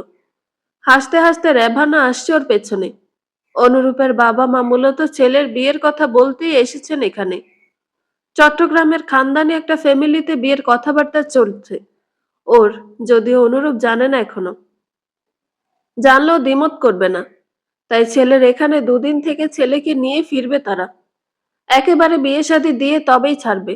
হালকা নাস্তা সেরে টং দোকান থেকে বের হতেই হারুন সাহেব ফোন করলেন। মিলাত রিসিভ করে বলল, হ্যাঁ বাবা বলো। কোথায় আছিস এখন? স্টেশনে। তোর সাথে ছেলেটা আছে? মিলাত একবার রেভানের দিকে চেয়ে বলল, হ্যাঁ আছে। ছেলেটাকে একটু দে তো। কেন? দরকার আছে, তুই দে। অনিচ্ছা সত্ত্বেও মিলাত ফোনটা রেভানের দিকে বাড়িয়ে বলল, বাবা কথা বলবে। রেভান হাত বাড়িয়ে ফোন নিয়ে সালাম দিয়ে বলল, জি আঙ্কেল বলুন। বাবা, ও তো সাতকানিয়া যাবে ওর ফুফির বাসায়। তোমার যদি সময় থাকে ওকে একটু এগিয়ে দিয়ে আসবে। জানোই তো মেয়েটা অসুস্থ, তাই চিন্তা হচ্ছে ভীষণ। আঙ্কেল, আপনি একটুও চিন্তা করবেন না, আমি তো আছি। এছাড়া আমার বাড়িও সাতকানিয়ায়। বাহ, বেশ ভালো। তোমাকে কি বলে যে ধন্যবাদ দেব? এভাবে বলিয়েন না আঙ্কেল। তবে ধন্যবাদ দিতে হলে চট্টগ্রাম এলে আমাদের বাড়ি আসতে হবে। আচ্ছা আসবো বাবা। এবার তোমরা সাবধানে যাও। এই বলে হারুন সাহেব ফোন রেখে দিলেন। রেভান মিলাতের ফোন ফিরিয়ে দিয়ে বলল, এর আগে চট্টগ্রাম আসা হয়েছিল? হ্যাঁ, দুবার এসেছিলাম। ও আচ্ছা, একটা কথা জিজ্ঞেস করার ছিল। করুন। আপনি সুইসাইড অ্যাটেম্পট করেছিলেন? মিলাত রেভানের দিকে চেয়ে অকপটে বলল, হ্যাঁ। কেন? সেটা জেনে আপনি কি করবেন? কিছু করব না, তবে কৌতূহল হচ্ছে। বেশি কৌতূহল ভালো না। নিজের কৌতূহল নিজের মধ্যেই রাখুন। আচ্ছা, ঠিক আছে বলতে হবে না। চলুন যাওয়া যাক। সাইফুল যাওয়ার পর চৈতি নিজের ফোনটা হাতে নিয়ে রেভানের আইডি খুঁজতে বসলো। কিন্তু শুধু রেভান লিখলে আসছে না কাঙ্ক্ষিত ব্যক্তির আইডি। এদিকে বংশ পদবিও জানে না। হঠাৎ মনে হলো সাইফুলের আইডির কথা। বন্ধু যেহেতু, ওর সাথে অ্যাড তো থাকবেই। চৈতি নিজের আইডি থেকে বের হয়ে সাইফুলের আইডিতে ঢুকলো। খুঁজে খুঁজে রেভানের আইডিটা পেয়েই গেল। জনাবের পুরো নাম তাসাউদ শিকদার রেভান। খানদানি নাম। চৈতি ওর আইডিতে রিকোয়েস্ট পাঠিয়ে খুশিতে নাচতে লাগলো। টিভিতে ব্যাকগ্রাউন্ড মিউজিক হিসেবে বাজছে ভারতীয় বাংলা গান। নাস্তা করতে বসে কলি বেগম আসল কথাটা পারলেন। ইনিয়ে বিনিয়ে বললেন, হ্যাঁ রে রূপ, কিছু ভেবেছিস? কি ভাববো মা? কি ভাববি মানে? বয়স কি কম হলো? 29 চলে, কদিন পর 30 হবে। বিয়ে শাদী কি করবি না? ও আচ্ছা, তো তোমাদের এখানে আসার এই মতলব ছিল? কথা ঘোরাবি না রূপ। মা, বিয়ে শাদী করার ইচ্ছে নেই এখন আমার। তোকে আধবুড়ো হওয়ার পর করবি? আমাদের কি নাতি নাতনি দেখতে ইচ্ছে করে না? আচ্ছা, আর 1 বছর সময় দাও। না, কোনো কথা শুনবো না। একটা মেয়ে দেখেছি তোর জন্য। হুড়পড়ি বলল কম হবে। খানদানি বংশের মেয়ে। ছবি। কলি বেগম কথা শেষ করার আগে অনুরূপের কল এলো। এক্ষুনি হাসপাতালে যেতে হবে। তাই কথা শেষ না করে অ্যাপ্রনটা নিয়ে ছুটল সে। আমিনুল সাহেব আফসোস করে বললেন, একদণ্ড শান্তি নেই ছেলেটার। তবুও আমার ছেলে মহৎ কাজ করছে। মানুষের দোয়া পাচ্ছে অফুরন্ত। এসব কয়জনই বা পায়? হ্যাঁ, তা ঠিক বলেছ। মাঝে মধ্যে ছেলেটার জন্য গর্ব হয়। স্বামী স্ত্রী দুজনেই ছেলের প্রশংসায় পঞ্চমুখ। মিলাতের ফুফুর বাসা থেকে রেভানদের বাসার দূরত্ব 10 মিনিটের। রেভান মিলাতকে আগে বাসায় পৌঁছে দিয়ে পরে নিজের বাসার দিকে গেল। মিলাতের ফুফা মারা গেছে বছর 2 আগে। তখন বাবা মায়ের সাথেও এসেছিল। তবে চৈতি আসেনি। ওর মাস্টার্সের পরীক্ষা ছিল বলে। মিলাতের ফুফু রুজিনা বেগম ভাইজিকে দেখে আবেগে জড়িয়ে ধরলেন। তারপর কপালে চুমু খেয়ে বললেন, কত শুকিয়ে গেছিস রে তুই। মিলাত হেসে বলল, তুমিও শুরু করলে মায়ের মতো। রুজিনা বেগম হেসে বললেন, আয় ভেতরে আয়। তোর বাবা মা কেমন আছে? আলহামদুলিল্লাহ, ভালো। নীরু কোথায় ফুফু? নীরু তো ভার্সিটি হলে। বলেছি তুই আসার কথা। ফোনের মধ্যে হই হই করছিল। চলে আসবে বোধহয় আজ বিকেলে। মিলাত হাসলো। তারপর বলল, সজীব ভাইয়ের কি অবস্থা? ভালোই। সামনের বছর আসবো দেশে। তখন দেখে শুনে বিয়ে দিয়ে দেব, যেন আর যেতে না পারে। বলে হাসলো রুজিনা বেগম। বাসায় ফিরে নাস্তা করে ঘুমিয়ে পড়ল রেভান। আজ আর অফিসে যাবে না। ম্যানেজারকে বলে দিয়েছে সে এইসব সামলে নেবে। উত্তরাধিকার সূত্রে পারিবারিক ব্যবসা সামলায় সে। বড় ভাই ইউনিভার্সিটির লেকচারার, তার এসব ব্যবসা বাণিজ্য ভালো লাগে না। আর ছোট বোন অনার্স প্রথম বর্ষে পড়ছে কেবল। বিকেলে ঘুম থেকে উঠে ফোনটা হাতে নিল রেভান, কয়টা বাজে দেখার জন্য। স্ক্রিনে চোখ রাখতেই মায়াকেশির হাস্যোজ্জ্বল মুখটা দেখে অজান্তেই ঠোঁটজোড়া প্রসারিত হলো। আগের প্রেমিক সত্তা কি ফিরে আসছে তাহলে? নীরু আজ আসতে পারেনি, কাল সকালে আসবে। তবে মিলাতের সাথে কথা হয়েছিল বিকেলে। মেয়েটা খুশিতে আটখানা হয়ে আছে। মিলাতেরও ভালো লাগলো, আজ অনেক দিন পর নতুন পরিবেশে ভালোই লাগছে। এদিকে ফুফু কি রেখে কি খাওয়াবে সেটার জন্য উঠে পড়ে লেগেছে। মিলাতের ভালোই লাগছে এমন আহ্লাদীপনা। সারাদিন ফুফুর সাথে থেকে রাত 11টায় নীরু রুমে এলো। এখন থেকে এখানেই ঘুমাবে। শুয়ে ফোনটা হাতে নিতে একটা অপরিচিত নম্বর থেকে কল এলো। মিলাত প্রথমে ভাবলো রিসিভ করবে না, যদি সাইফুল বা চৈতি হয়। তারপর ভাবলো রিসিভ করে দেখা উচিত। ও রিসিভ করে কানে দিতে ওপাশ থেকে কেউ বলল, হ্যালো। মিলাত চিনতে পারলো গলার আওয়াজ। অস্ফুট স্বরে বলল, ডাক্তার। অনুরূপ চমকালো। মেয়েটা ওর কণ্ঠস্বর মনে রেখেছে। মনে মনে একটু খুশিও হলো যেন। প্রথমে জানতে চাইল, মিলাত, আপনি কেমন আছেন? আমি এখন ভালো আছি, তবে আপনি আমার নাম্বার পেলেন কোথায়? হাসপাতালের রিসিপশন ডেস্ক থেকে। তো হঠাৎ নাম্বার খুঁজে আমাকে ফোন করার কারণ কি ডাক্তার? বিশেষ কিছু না, খোঁজ খবর নিতে ফোন করেছিলাম। ও আচ্ছা, হাসপাতালে আসা সব মেয়েরই কি এভাবেই খোঁজ নেন? অনুরূপ হেসে ফেলল, ঠোঁটে মৃদু হাসি রেখেই বলল, জি না মিস মিলাত, শুধু আপনারই নিচ্ছি। কেন? নিজে জানের বাজি রেখে 9 তলার বারান্দা থেকে পানির পাইপ বেয়ে ছাদে উঠে যে মেয়েটাকে বাঁচালাম, সে মেয়েটা এখন কেমন আছে সেটা জানতে চাওয়াটা কি অন্যায়? মোটেই না। তো মিস, আপনার তো আরো একদিন থাকার কথা ছিল, আপনি চলে গেলেন কেন একদিন আগেই? আমার হাসপাতালে থাকতে ভালো লাগে না, দম বন্ধ লাগে। তাহলে কি ভালো লাগে আপনার? পাহাড়। পার্বত্য চট্টগ্রাম গিয়েছেন কখনো? এখন চট্টগ্রামই আছি, এর আগেও এসেছিলাম। তাই নাকি? বাহ। আমার বাড়িও চট্টগ্রাম, কাজের জন্য ঢাকায় থাকা হয় আর কি। ও আচ্ছা, আমি কিছুদিনের জন্য এসেছি ফুফির বাসায়, তারপর আবার ঢাকায় ফিরবো। হো, হাওয়া বদল করে আসুন, ভালো লাগবে। ধন্যবাদ ডাক্তার। তো মিস মিলাত, আপনি ভালো থাকুন, সুস্থ থাকুন, নিজেকে ভালোবাসুন, আর নিজের খেয়াল রাখুন। আবারও কথা হবে। শুভরাত্রি। শুভরাত্রি ডাক্তার। ফোন রেখে অনুরূপ ইজি চেয়ারে শরীর ছেড়ে দিয়ে চোখ বুজল। বন্ধ চোখের পাতায় ভেসে উঠল মিলাতের অসহায় কান্নারত মুখশ্রী। মেয়েটা বাঁচতে চায় না, মরে যাওয়ার কত প্রবল ইচ্ছা। আচ্ছা, সেদিন ছাদে আসতে যদি আরেকটু দেরি হতো তাহলে? অনুরূপ চোখ খুলে ফেলল, ভাবতেই বুক কাঁপছে। অনুরূপ মনে মনে সিদ্ধান্ত নিল মেয়েটির অতীত সম্পর্কে জানার। ব্যাপারটা ভাবাচ্ছে। রাভান ফেসবুকে এসেছে মিলাতের আইডি খুঁজতে। তবে এসে নতুন একটা ফ্রেন্ড রিকোয়েস্ট চোখে পড়ল। প্রোফাইল পিকচারটা ভালো মতো খেয়াল করতেই বুঝলো এটা সাইফুলের বউ। রিকোয়েস্ট অ্যাকসেপ্ট করলো নাও, দেখেও ফেলে রাখলো। কেন জানি এই মেয়েটাকে দেখলেই একটা খারাপ অনুভূতি হয়। সাইফুলদের বাসায় যতবারই ওর মুখোমুখি হয়েছিল ততবারই এমন মনে হয়েছে। সবচেয়ে অদ্ভুত ওর দৃষ্টি, কেমন করে যেন তাকায়। সারাদিন অপেক্ষা করেও যখন ভালোবাসার মানুষটি সাড়া দেয়নি, তখন রাগে সবকিছু ভেঙে ফেলতে মন চাইছে চৈতির। একটু আগ্রহ দেখালে কি হয়? এমন নিষ্ঠুর হৃদয়ের কাছে বাধা পড়তে হলো শেষ পর্যন্ত। নীরু সকাল সকালই চলে এসেছে। এসে আপু আপু করতে করতে বাড়ি মাথায় তুলে ফেলল। মিলাত সবে ফ্রেশ হয়ে রুমে এসেছে। এসে আপু আপু করতে করতে বাড়ি মাথায় তুলে ফেলল। মিলাত সবে ফ্রেশ হয়ে রুমে এসেছে। নীরুর গলা শুনে বাইরে বেরিয়ে আসতে নীরু প্রজাপতির মতো উড়ে এসে মিলাতের গলা জড়িয়ে ধরল। মিলাত হাসতে হাসতে বলল, তুই একদম পাল্টাসনি নীরু। নীরু ঠোঁট উল্টে অভিমানী স্বরে বলল, তুমি আমাকে একদমই ভুলে গেছো আপু। না রে পাখি, ভুলিনি তোকে। হ্যাঁ হয়েছে, আমি সব জানি। তোমাকে আর আমি যেতে দেব না। আচ্ছা, ঠিক আছে, আমি তোর সাথেই থেকে যাব। পাক্কা? পাক্কা। রুজিনা দুই বোনের কাণ্ড দেখে বললেন, তোরা দুইটা পারিসও বটে। নীরু মুখ বাঁকিয়ে বলল, মা, তুমি কি জেলাস? আমি জেলাস হতে যাব কেন? না, আমার মনে হচ্ছে তুমি জেলাস।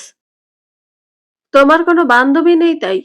মিলাদ তোর আগে আমার বান্ধবী, বুঝেছিস? মানি না, মানবো না। আপু বলো তো তুমি কার বান্ধবী?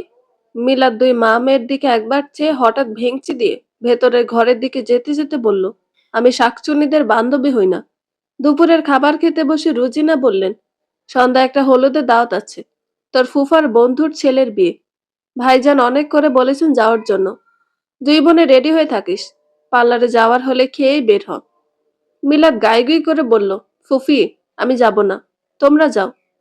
মিলাতের কথা শুনে নিরীহ বাচ্চাদের মতো বলল, আপু না গেলে আমিও যাব না। দুটোকে ঝাড়ুর পেটা করলে তারপর সব ভূত নামবে। ফুফি, ওরা তো তোমাদের দাওয়াত দিয়েছে, আমি গিয়ে কি করব? তো তুই আমার মেয়ে না? হ্যাঁ, কিন্তু কোনো কিন্তু নেই। ঘরে বসে বসে থাকলে আরো হতাশা বাড়বে। তার চেয়ে মানুষের সাথে মিশলে ভালো লাগবে। চট্টগ্রাম এসেছিস ঘরে বসে থাকার জন্য না। দরকার হয় দুটো প্রজাপতির ডানা লাগিয়ে উড়ে বেড়াবি, তবুও থেমে থাকবি না। আচ্ছা, আচ্ছা, যাব আমি। এবার খুশি? নীরু উচ্ছ্বাসে বলে উঠল, খুশি? রুজিনা মেয়ের মাথায় গাঁটটা মেরে বললেন, কবে বড় হবি তুই? অনার্স ফার্স্ট ইয়ারে পড়া মেয়ের এখনো বাচ্চামি যায় না। মিলাদ ফুফুকে থামিয়ে দিয়ে বলল, থাক না ফুফু, ও এভাবেই সুন্দর। বিকাল 5:30 অফিস থেকে ফিরেছে রেভান। অন্যদিন ফিরে একটু রেস্ট নেয়, তবে আজ রেস্ট নেওয়ার একদমই সময় নেই। রেডি হয়ে বের হতে হবে। একদম পিচ্চি কালের বন্ধুর বিয়ে, মিস দেওয়াই যাবে না। বাসন্তী রঙের পাঞ্জাবি, সাদা পায়জামা আর চুলগুলোকে পরিপাটি করে নিজের বাইক নিয়ে বেরিয়ে পড়ল। রুজিনা বেগম, নিরু আর মিলাত মাত্রই হলুদে উপস্থিত হলো। অনেক মানুষ ইতিমধ্যেই চলে আসছে। অনেক বলার পরও মিলাত হলুদ শাড়ি পরেনি, ধূসর রঙের একটা মণিপুরি শাড়ি পরেছে। তবে নিরু পরেছে হলুদ আর রুজিনা বেগম অফ হোয়াইট রঙের শাড়ি পরেছেন। রেভান হলুদে আসার পরে বন্ধুরা ওকে জেকে ধরল গ্রুপ সেলফি তোলার জন্য। একে একে সবাই দাঁড়ানোর পর বন্ধুদের একটা গ্রুপ সেলফি তোলা হলো। সেলফি তোলার পর রেভান ছবিটা আপলোড করলো। তারপর ছবিটা ভালো করে লক্ষ্য করতেই দেখলো পেছনে মিলাতের মতো একটা মেয়ে দাঁড়িয়ে হাসছে আরেকটা মেয়ের সাথে। রেভান তৎক্ষণাৎ পুরো জায়গাটা চষে ফেললো, তবুও মিলাতের দেখা পেল না। কিন্তু মেয়েটা স্পষ্ট মিলাতেই ছিল। গেল কোথায়? সন্ধ্যায় চা হাতে নিয়ে চৈতি রেভানের আইডিতে আসলো।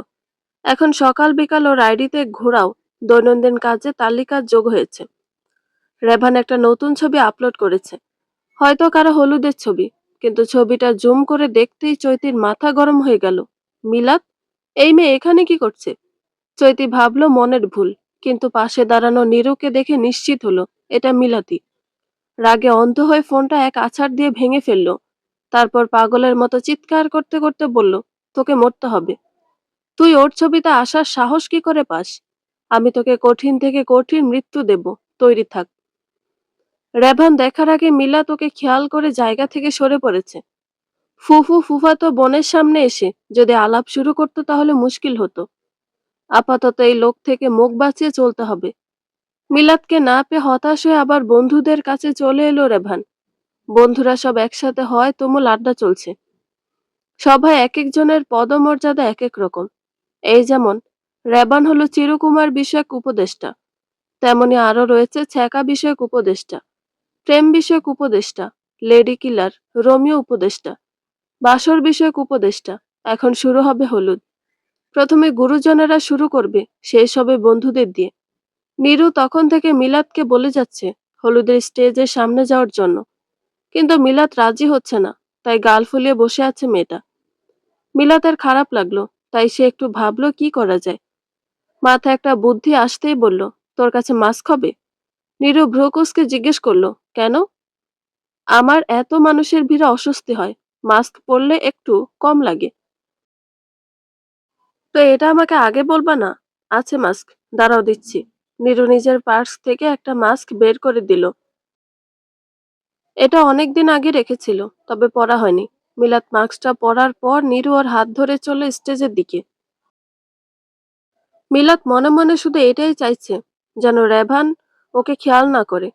অনুরূপ আজ হাসপাতাল থেকে ফিরেছে রাত 10টায়। হঠাৎ একটা ইমার্জেন্সি পড়ে যাওয়ায় দেরি হয়ে গেছে।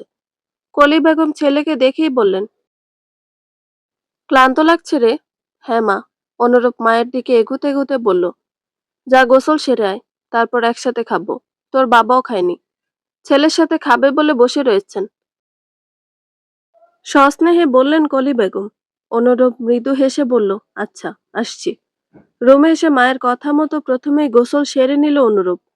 তোয়ালে দিয়ে মাথা মুছতে মুছতে ফোন হাতে নিতেই দেখলো একটা মেসেজ এসেছে। সব ইনফরমেশন পেয়ে গেছি, ফ্রি হয়ে কল করিস। মেসেজটা দেখেই ভাবলো কল করবে।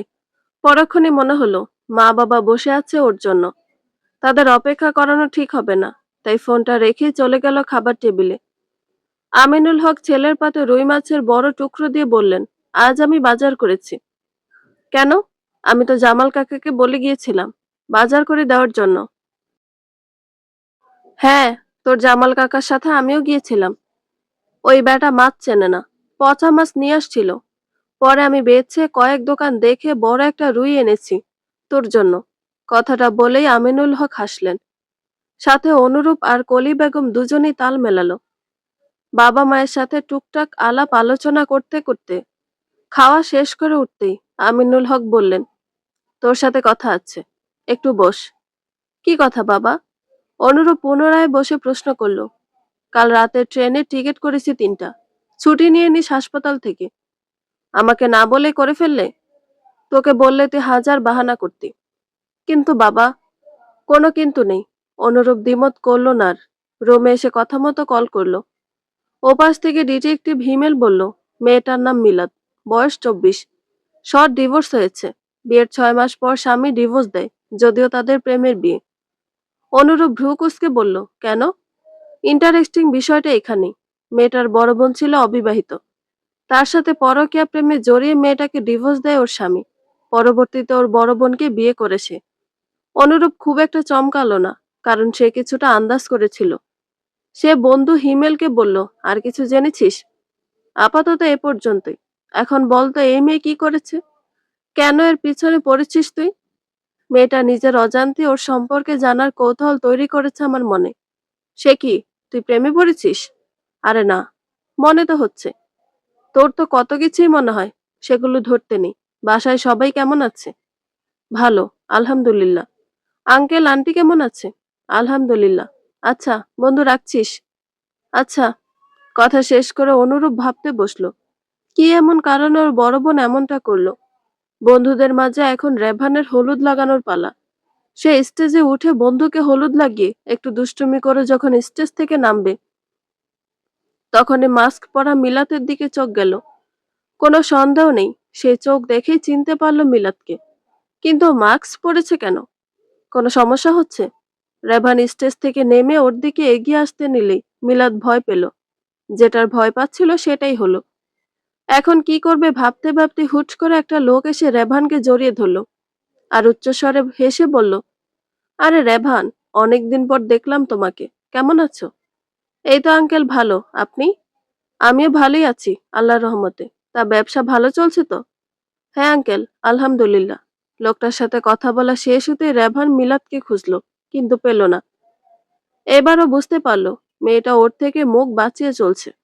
রেভান হাসলো, মনে মনে বলল, দ্বিতীয়বার যেহেতু প্রেমে পড়েছি, পূর্ণতা আমি দিয়েই ছাড়বো। আমার মতো বেহা, জেদি আর একরোখা প্রেমিক তুমি দেখোনি মায়াকেশী। চৈতি ভাবলো সে সাইফুলকে ডিভোর্স দেবে। আজ আসলেই বলবে ডিভোর্সের কথা। সেই প্রস্তুতি নিয়েই রেখেছিল। কিন্তু যখন সাইফুল এলো ওর জন্য ফুলের তোড়া নিয়ে, তখন সাময়িক খুশি হয়ে কথাটা ভুলে গেল। তবে খাবার টেবিলে বসে যখনই বলবে কথাটা, তখনই সাইফুল বলল, চট্টগ্রাম যাবার সব ব্যবস্থা হয়ে গেছে, তুমি গোছগাছ শুরু করো, আমি ছুটি পেয়েছি। কথাগুলো শুনে নিজের কথাটা আর বলল না চৈতি। আগে চট্টগ্রাম যাওয়া যাক, মনের কথাটা রেভানকে জানানো হোক, তারপর সিদ্ধান্ত নেবে। খাওয়ার পর্ব চুকে গেলে ওরা বেরিয়ে পড়বে বাড়ি যাবার জন্য। মিলাদ তেমন একটা ভারী খাবার খেতে পারে না, কোনো রকম একটু খেয়েই উঠে পড়ল। ফুফু নিরুর এখনো খাওয়া হয়নি, তাই ওদের জন্য অপেক্ষা করতে লাগলো। বন্ধুরা সব আড্ডা দিবে আজ, তাই কেউ বাড়ি ফিরবে না, তবে রেভানকে ফিরতে হবে। কাল অফিস আছে। নিজের ব্যবসা হলো দায়িত্ব গাফিলতি করা একদমই পছন্দ করে না সে। তাই বন্ধুদের বুঝিয়ে সুঝিয়ে বেরিয়ে পড়লো বাড়ি যাবার জন্য। কিন্তু হঠাৎ মিলাদকে দেখতে পেয়ে চোখ আটকে গেল। মেয়েটা নিরিবিলি একটা কর্নারে দাঁড়িয়ে ফোন স্ক্রল করছে। এবার আর সুযোগ হাতছাড়া করলো না সে। দ্রুত পায়ে এগিয়ে আসলো মিলাতের দিকে। হঠাৎই চোখের সামনে রেভানকে দেখে চমকে গেল মিলাত। চোখ বড় বড় করে বলল, আপনি? এত অবাক হচ্ছ কেন? সেই সন্ধ্যা থেকে পালিয়ে বেড়াচ্ছিলে। কি ভেবেছিলে দেখবো না? মিলাত একটু থতমত খেয়ে বলল, কে বলেছে পালিয়ে বেড়াচ্ছিলাম? আপনাকে তো আমি দেখিনি। তাই নাকি? রেভান হাসলো। ফের প্রশ্ন করলো, সাথে কেউ আছে? হ্যাঁ, ফুফু আর ফুফাতো বোন। কোথায় তারা? খেতে বসেছে। তোমার খাওয়া শেষ? হ্যাঁ। আপনি খেয়েছেন? হ্যাঁ। বন্ধুর বিয়ে বলে কথা। শুক্রবার ফ্রি আছো? কেন? দেখা করব। কেন? মন চাইছে। কেন? এই মেয়ে, এত কেন কেন করছো কেন? তো করব না। আপনার সাথে আমি দেখা করব কোন কারণে? কারণ লাগবে? অবশ্যই। এই যে আমি তোমাকে সহি সালামতে ফুফুর বাসায় পৌঁছে দিয়েছি, তার জন্য তো তুমি আমাকে একবার ধন্যবাদও দাওনি। আচ্ছা, ধন্যবাদ। ওহো, চলবে না। তখন দিলেই ধন্যবাদ নিতাম। কিন্তু বাসি ধন্যবাদ আমি নিই না। তাহলে? তাহলে আবার কি? শুক্রবার দেখা করে কফি খাওয়াবা। কারণ চেয়েছিলে না? এই যে কারণ দিলাম। এবার কিন্তু দেখা করতেই হবে। মিলাদ ভেংচি কেটে বলল, করব না। দেখা যাবে। তোমার ফোন নম্বর দাও। দিব না। তাহলে তোমার ফুফির বাসার সামনে গিয়ে বসে থাকবো। অসহ্য। মিলাদ বিরক্ত হয়ে বলল। রেবান হেসে ফেলল। মেয়েটাকে রাগাতে তো ভালোই লাগছে। তারপর বলল, বিরক্ত আমি তোমাকে করবই। তুমি বলো, আমার মনে থাকবে। মিলাত নাম্বারটা বলল। রেভান মনে মনে ২-৪ বার আওড়ে নিয়ে বলল, ঠিক আছে। সাবধানে বাসায় যাও। শুভরাত্রি, আসছি। বলে বিয়ে বাড়ি ছাড়ল। রেভান যাওয়ার ২ মিনিট পর নীরু আর ফুফু এলো। তারপর সবাই বেরিয়ে পড়ল। পুরো ওয়ার্ডে রাউন্ড দিয়ে এসে নিজের কেবিনে বসলো অনুরূপ। তখনই ফোন দিয়েছে মা। কলি বেগম জানতে চাইলেন, কি রে, ছুটি নিয়েছিস? হ্যাঁ মা, নিয়েছি। আসবি কখন? ঠিক নেই, সন্ধ্যায় আসতে পারি। আচ্ছা, দুপুরে খাবার পাঠিয়ে দিবনি, তোর জামাল কাকাকে দিয়ে। লাগবে না মা, এখান থেকে খেয়ে নেব আমি। লাগবে নাকি? আমি থাকতে তুই বাইরে খাবি কেন? আচ্ছা মা জননী, আপনি পাঠিয়ে দিন। মায়ের সাথে কথা শেষ করে ফোন রাখলো অনুরূপ। তারপর একটু ফেসবুকে ঢু মারতেই দেখলো তাসিন জামান নিরু এই আইডি থেকে মিলাতের আইডি ট্যাগ করে একটা ছবি পোস্ট করা হয়েছে কাল রাতে। হয়তো কোনো বিয়ে বাড়িতে তোলা। অনুরূপ মিলাতের মুখের দিকে তাকালো। হাস্যোজ্জ্বল মুখেও কেমন বিষণ্ণতার ছাপ। সবাই যেখানে হলুদ শাড়ি পরেছে, মেয়েটা পরেছে ধূসর। জীবন কি এমনই রংহীন ধূসর হয়? দুবনি বেশ বেলা করে ঘুমিয়েছে। রুজিনা বেগম বারবার ডেকেও কাউকে ঘুম থেকে উঠাতে পারেননি। অবশেষে বেলা ১২টায় উঠল তারা। রুজিনা বেগম কপট রাগের ভঙ্গিতে বললেন, এই, তোদের ওঠার সময়? নীরু হাই তুলে বলল, মা, খিদে পেয়েছে। হাত মুখ ধুয়ে ফ্রেশ হয়ে আয়। মিলাত আর নীরু দুজনই হাত মুখ ধুয়ে টেবিলে এসে বসলো। নাস্তা খেতে খেতে নীরু বলল, আপু পুরাননগর যাবা? কেন রে? আজ থেকে মেলা বসবে। তাই নাকি? তাহলে আজ না, কাল যা। কারণ আজ সব দোকান বসবে। কাল সব ভালোভাবে বসলে পরে যাস। হ্যাঁ, ঠিক বলেছ। তাহলে আজ বিকেলে ঘুরতে যাবা? কোথায়? বোলতলি লেকে। ঠিক আছে, চল। নীরু রোজিনামাকে ডেকে বলল, মা, তুমি বোলতলি লেকে যাবা? আমি ১০০০ বার গিয়েছি। তোরা গিয়ে ঘুরায়। আমার আজ তালিম আছে। আচ্ছা। বান্ধবীর বিয়ে শেষ করে বান্ধবীকে বিদায় দিয়ে আজ বিকেলে বাসায় ফিরেছে নাইমা। সালেহা বেগম মেয়েকে তখন কিছু না বলল। সন্ধ্যায় মেয়ের ঘরে আসলেন। মাকে দেখে নাইমা একটু ভয় পেল। মা কি জেনে গেছে সে যে মাশফিকের সাথে পালিয়েছিল? মনে মনে দোয়া পড়তে পড়তে নাইমা বলল, কিছু বলবা মা? হ্যাঁ, বলতেই এলাম। তোর বাবা আর আমি একটা ছেলে পছন্দ করেছি তোর জন্য। পরশু দেখতে আসবে তোকে। আমাকে না জানিয়ে? কই না জানিয়ে, জানাচ্ছি তো। পছন্দ করার পর জানাচ্ছ? আরে পছন্দ তো আমরা করেছি। এখন দেখতে এলে তোর যদি পছন্দ হয় তবেই এগুবো, না হলে বাদ। এমনিতে ছেলে ভালো, শিক্ষিত, বংশ ভালো। মা, ঘটকালি করো না তো। সত্যি বলছি আমি। আচ্ছা যাও এখন। সালেহা বেগম মেয়েকে আরেকটু বুঝিয়ে চলে গেলেন। নাইমা হাঁপ ছেড়ে বাঁচল। চৈতি মন মতো শপিং করছে নিজের জন্য। হঠাৎ ছেলেদের ঘড়ির দোকানের সামনে দিয়ে যাওয়ার সময় একটা ঘড়িতে চোখ আটকাতে থেমে গেল। এই ঘড়িটা রেভানের জন্য নিলে কেমন হয়? ভেবেই থেমে থাকেনি সে। রেভানের জন্য ঘড়িটা নিয়েও নিল। চট্টগ্রাম পৌঁছে বেশ ভালো লাগছে অনুরূপের। অনেকদিন পর নিজের জেলায় এসেছে। কাজের জন্য তেমন একটা আশা হয় না। আসলেও থাকা হয়নি বেশি। এবারও মাত্র দুদিনের জন্য এসেছে, তাও আবার বাবা মায়ের জোড়াজড়িতে। আর এই আসার কারণটা অনুরূপ জানে, তবে মন থেকে এখনই কাউকে আপন করার অনুমতি আসেনি। সকালের নাস্তার পর চা খেতে খেতে রুজিনা বেগম জিজ্ঞেস করলেন, হ্যাঁ রে মিলাদ, কি সিদ্ধান্ত নিলি জীবন নিয়ে? এরপর কি করবি? মিলাদ চায়ে চুমুক দিতে দিতে কিছুটা চিন্তিত ভঙ্গিতে বলল, ভাবছি জব করব, পাশাপাশি মাস্টার্সে ভর্তি হব। ভালো সিদ্ধান্ত, নিজেকে গড়ে নে। হ্যাঁ, মা বাবাকে অনেক কষ্ট দিয়েছি, এখন না তাদের উপর বোঝা হয়ে থাকতেই চাই না। সন্তান বাবা মায়ের উপর কখনোই বোঝা হয় না, তবে চিন্তা হয় তারা চলে গেলে তোকে দেখবে কে। সবকিছু টাকা দিয়ে হয় না, জীবনে চলতে গেলে বিশ্বস্ত কাউকে পাশে সবসময় প্রয়োজন। কি হলো বলো? শেষ পর্যন্ত জীবনের প্রতি মায়া হারিয়ে ফেলেছি। এখন পৃথিবীতে সবচেয়ে বেশি ভয় পাই কাউকে বিশ্বাস করাটা। রোজিনা বেগম বুঝতে পারলেন মেয়েটা আর আগের মতো নেই। হৃদয়ের গভীরে তৈরি হয়েছে গভীর এক ক্ষত। সেই ক্ষত শুকিয়ে যেতে লাগবে বহুদিন, তবে দাগ থেকে যাবে চিরদিন। দুপুরে রোজিনা বেগম মিলা তার নিরুকে নিয়ে বৌভাতে গেলেন, যদিও দুজনের একজনও যেতে চায়নি। তবু তার কাছে হেরে যেতেই হচ্ছে। তবে বৌভাত থেকে বেরিয়ে মেলায় যাবার ইচ্ছে দুবনের। রুজিনা বেগম মেনে নিলেন মেয়েদের আবদার, তবে শর্ত দিলেন সন্ধ্যার আগে বাসায় ফেরার। দুবুনি বিনা বাক্য বে শর্ত মেনে নিল। অনেকদিন পর বাড়ি এসে দুপুরে ভাত গম দিল অনুরূপ। বিকেলে ঘুম থেকে উঠে ফ্রেশ হয়ে বাবা মায়ের সাথে টুকটাক আড্ডা দিয়ে বাইরে বের হলো, তাই একসাথে সবাইকে পাওয়া হয় না। অনুরূপ নিজের মতে হাঁটতে লাগলো। বিকেলের এই মৃদু মন্দ বাতাস আর অস্তমিত প্রায় সূর্যটা বেশ ভালো লাগছে ওর। অনেকদিন পর নিজেকে বেশ উৎফুল্ল লাগছে। হাঁটতে হাঁটতেই দেখলো অদূর একটা মেলা বসেছে। অনেকেই ঢুকছে, বের হচ্ছে।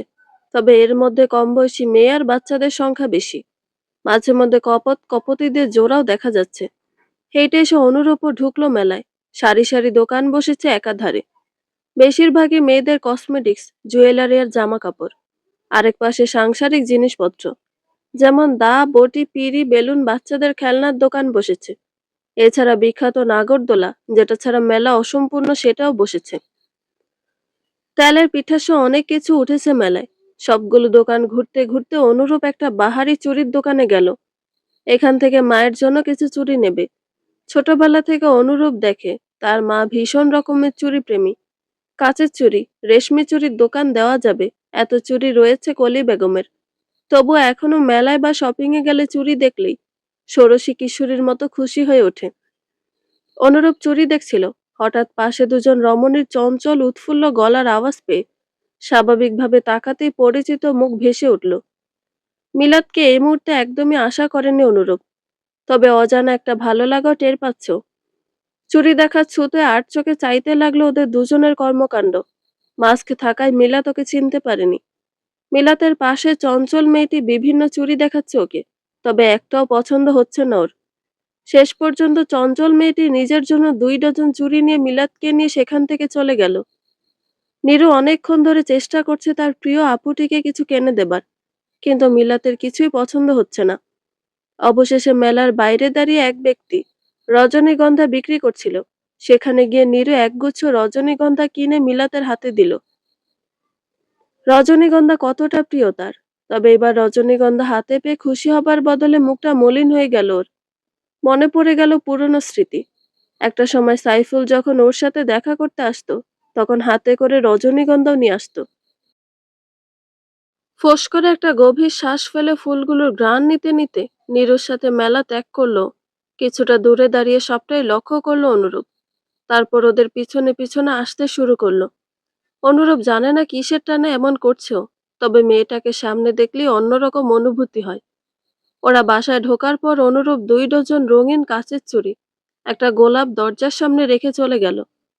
মেলায় যখন ওরা চুড়ি দেখছিল, তখন ওই চুড়িগুলো বারবারই দেখছিল মিলাদ, তবে ছুঁয়ে দেখেনি। ওরা সেখান থেকে যাবার পরে অনুরূপ চুড়িগুলো কিনে নিয়েছিল, আর গোলাপটা কেন দিয়েছে জানা নেই, তবে দিতে ইচ্ছে করছিল। বাসায় ফিরে অনুরূপ জানতে পারলো কালই তার জন্য মেয়ে দেখতে যেতে হবে। এই প্রথম বাবা মায়ের কোনো সিদ্ধান্তে বেশ বিরক্ত হলো সে। কাল কিছুতেই সে মেয়ে দেখতে যাবে না, মনে মনে স্থির করলো। চৈতি 2 দিন ধরে কেবল লাগেজই গোছাচ্ছে। অবশেষে আজই তারা রওনা হচ্ছে চট্টগ্রামের উদ্দেশ্যে। প্রিয় মানুষের সাথে দেখা হওয়ার খুশিতে আত্মহারা চৈতি। এবার ওকে নিজের করে পাওয়ার অপেক্ষা। এসব ভাবতে ভাবতে হঠাৎ একটা কথা মাথায় আসতেই চৈতি নিজের জন্য কেনা নতুন ফোনটা নিয়ে ডায়াল করলো মিলাতের নাম্বারে। মিলাত তখন একটা উপন্যাস পড়ছিল। বইয়ে চোখ রেখে রিসিভ করে কানে দিয়ে বলল, হ্যালো। ওপাশ থেকে চৈতি বাঁকা হেসে বলল, কি রে, বেঁচে আছিস তাহলে? মিলাত চমকে গেল। চিনতে পারল চৈতির গলা। হঠাৎ কষ্টে বুকটা ভারী হয়ে গেল। অতি কষ্টে মুখ দিয়ে বের করলো, কেন ফোন করেছ? শোন, তোকে একটা গুড নিউজ দিই। তোর সাইফুলকে এখন আমার লাগবে না। তুই ওকে নিয়ে যেতে পারিস। আমি এখন নতুন পাখি পেয়েছি। বলে হাসতে লাগলো চৈতি। প্রচন্ড কষ্টে আর সহ্য করতে পারল না মিলাত। শব্দ করে আর্তনাদ করে উঠল। এতে চৈতি যেন আর বেশি আনন্দ পেল। ঠোঁটের হাসি আরেকটু চওড়া করে আবারও কিছু বলতে যাবার আগে মিলাতের ফোনটা বন্ধ হয়ে গেল। তাই কলও কেটে গেল। চৈতি ভাবলো, বেচারা নিতে পারছে না, তাই কেটে দিয়েছে। থাক, আজকের জন্য এতটুকুই যথেষ্ট। বাকিটা পরে। রোজিনা তো রাগে ফেটে পড়ল। বলল, চৈতিটা দিন দিন অমানুষ হয়ে যাচ্ছে। প্রথমে যদি ভাই ভাবি শক্ত হতো, তাহলে এত বাড়তো না। মায়ের সাথে তাল মিলে নীরও ক্ষুব্ধ স্বরে বলল, আপু এরপর যদি ওই ডাইনিটা আবার ফোন করে, তুমি আমাকে দিয়ে নিশ্চিন্তে বসে থাকবা। নীরুর কথায় মিলাত মলিন হাসল। বলল, ও তো তোরও আপু হয়। না, হয় না। অমন ডাইনি মেয়ে আমার আপু না। নীরু প্রতিবাদী হলো। ছোটবেলা থেকে কেড়ে নেবার অভ্যাস ওর। ও চায় ওর আশেপাশে যেন কেউ ভালো না থাকে। তবে মজার ব্যাপার কি জানিস মিলাত, ও যাকে ভালোবাসবে তাকেও শান্তি দেবে না। রোজিনা বেগম বললেন। এরপর আরো কিছুক্ষণ ফুফু আর ফুফাতো বোনের সাথে থেকে রুমে এলো মিলাত। নীরুর শনিবার পরীক্ষা, তাই ও আরো কিছুক্ষণ পরে তারপর ঘুমাতে আসবে। মিলাত ওর জন্য অপেক্ষা না করে শুয়ে পড়ল। কান্নার ফলে মাথা ব্যথা করছে এখন। ঘুমও আসছে না। তাই ফোনটা চার্জ থেকে খুলে অন করতেই দেখলো অপরিচিত নাম্বার থেকে অনেকগুলো কল এসেছে। মিলাত ভয় পেল। এসব ভাবতে ভাবতে আবারও ফোন এলো। রিসিভ করবে না ভেবেও রিসিভ করলো। তবে আগে কথা বলল না। ওপাশ থেকে গলার স্বর আসার অপেক্ষা করলো। কি যেন মনে করে রেভানও কথা বলল না। একদম পিনপতন নীরবতা। 2 মিনিটই অসহ্য হয়ে বলল, কথা বলছো না কেন? মিলাত এবার মুখ খুলল। আপনি বলছেন না কেন? তুমি বলছো না তাই। আমিও আপনি বলছেন না তাই। আমি যা করব তুমিও তাই করবে? করতে মানা? না, মানা নেই। তবে এসব না করে ভালো কিছু করো। যেমন মাঝে মধ্যে আমাকে ফোন করা, দেখা করা, এই তো এসবই। আচ্ছা, তা কেন আমি আপনার সাথে কথা বলবো, দেখা করব? কারণ তো একটা আছে অবশ্য। কি কারণ? কাল তো শুক্রবার। দেখা করার পর বলি। আচ্ছা, কখন দেখা করবে? সকাল 10টায়? রেবান একটু ভেবে বলল, আচ্ছা, বের হয়ে বাসার সামনে থেকো। আচ্ছা। ইতিমধ্যে রেবানের হাবভাবে বোঝাই যাচ্ছে ছেলেটা কি বলবে। এমন ভাবে বলতে হবে যেন ছেলেটা কষ্ট না পায়। শত হোক, ছেলেটা তোকে বাঁচিয়েছ। অনুরূপ মেয়ে দেখতে যেতে রাজি না হয় কলি বেগম গাল ফুলিয়ে রেখেছেন সন্ধ্যা থেকে। স্বামী ছেলে কারো সাথে কথা বলছেন না। রাতের খাবার টেবিলে দিয়েই চলে গেছেন। খেতেও বসেননি। এমন অবস্থায় আমিনুল সাহেব অসহায় গলায় বললেন, রাজি হয়ে যা না বাবা। দেখছিস তো কি রাগ তোর মায়ের। এটা ঝড়ের পূর্বাভাস। এখনই থামা, নয়তো সুনামি চলে আসবে। সেই ঝড়ে কেবল তুই না, আমিও উড়ে যাব। অনুরূপ পড়ল বিপাকে। ছোটবেলা থেকেই সে জানে তার মা প্রচন্ড রাগী। নিজের মন মতো কিছু না হলে মাথা গরম হয়ে যায় আর নিজের ক্ষতি করে ফেলে। প্রতিদিন অনেক ওষুধ খেতে হয়। রাতের খাবার না খেলে ওষুধগুলো খেতে পারবে না। তখন দেখা যাবে অসুস্থ হয়ে পড়েছে। মায়ের শারীরিক অবস্থার কথা চিন্তা করে অনুরূপ আর নিজের সিদ্ধান্তে অনড় থাকতে পারল না। মায়ের কাছে গিয়ে জানালো সে মেয়ে দেখতে যেতে রাজি। কলি বেগম জয়ের হাসি হেসে ছেলের মাথায় হাত বুলিয়ে দিয়ে বললেন, আমার সোনা ছেলে, আয় খেতে আয়। তিনি জানেন দুনিয়া ধ্বংস হয়ে গেল তার স্বামী ছেলে ঘরে থাকলে তাকে ছাড়া কখনোই খেতে বসবে না। খেতে খেতে কলি বেগম নিজের স্বভাব সুলভ কথাবার্তা চালিয়ে গেলেন। এদিকে বাবার ছেলে অনুগত ভৃত্যের মতো বসে শুনতে লাগলো। এখন সকাল 8টা। প্রথমে গোসল করে আস্তে ধীরে তৈরি হয়ে তারপর বের হবে। বিছানা ছাড়ার আগে মিলাদকে একটা টেক্সট দিল। মিলাদ ঘুম থেকে উঠল 9:45-টায়। তাও রুজিনা বেগমের ডাকে। আর মনেই ছিল না দেখা করার কথা। ঘুম থেকে উঠে ফোন হাতে নিতে মনে পড়ে গেল। তবুও কোনো তাড়াহুড়ো দেখা গেল না ওর মধ্যে। ধীরে সুস্থে নাস্তা করে রেডি হতে হতেই ফোন এলো। মিলাদ ফোন রিসিভ করতে রেভান বলল, কি ব্যাপার, না আসার পায়তারা করছো নাকি? আর 5 মিনিট লাগবে। ঠিক আছে, আসো। ফোন রেখে চুল আঁচড়াতে লাগলো মিলাদ। 5 মিনিট না, কমপক্ষে আরো 15 মিনিট তো লাগবেই। অবশেষে পৌনে 1 ঘন্টা দাঁড় করিয়ে রাখার পর মিলাতের দেখা মিলল। রেভান মুখখানা বেজার করে বলল, তোমার 5 মিনিট যে 45 মিনিটে হয় সেটা তো জানতাম না। মিলাত একটু শব্দ করে হাসলো, বলল, প্র্যাকটিস করুন, ভবিষ্যতে কাজে লাগবে। প্র্যাকটিস করা লাগবে না, সারাদিন অপেক্ষা করারও অভিজ্ঞতা আছে। তাই নাকি? মিলাদ ভ্রু কুঁচকে বলল, হ্যাঁ, প্রথম প্রেম ছিল, আবেগে টইটুম্বুর ছিলাম। যখন যেটা বলতো সেটাই শুনতাম। তারপর 4 বছর পর একদিন বলল, বাসা থেকে বিয়ে ঠিক করেছে। আমি দিশা না পেয়ে আমার বাসায় জানাই। বাবা মা রাজি হয়। ওকে বললাম ওর বাসায় জানাতে, কিন্তু ও জানাতে চায়নি, কারণ ও বিয়েতে রাজি।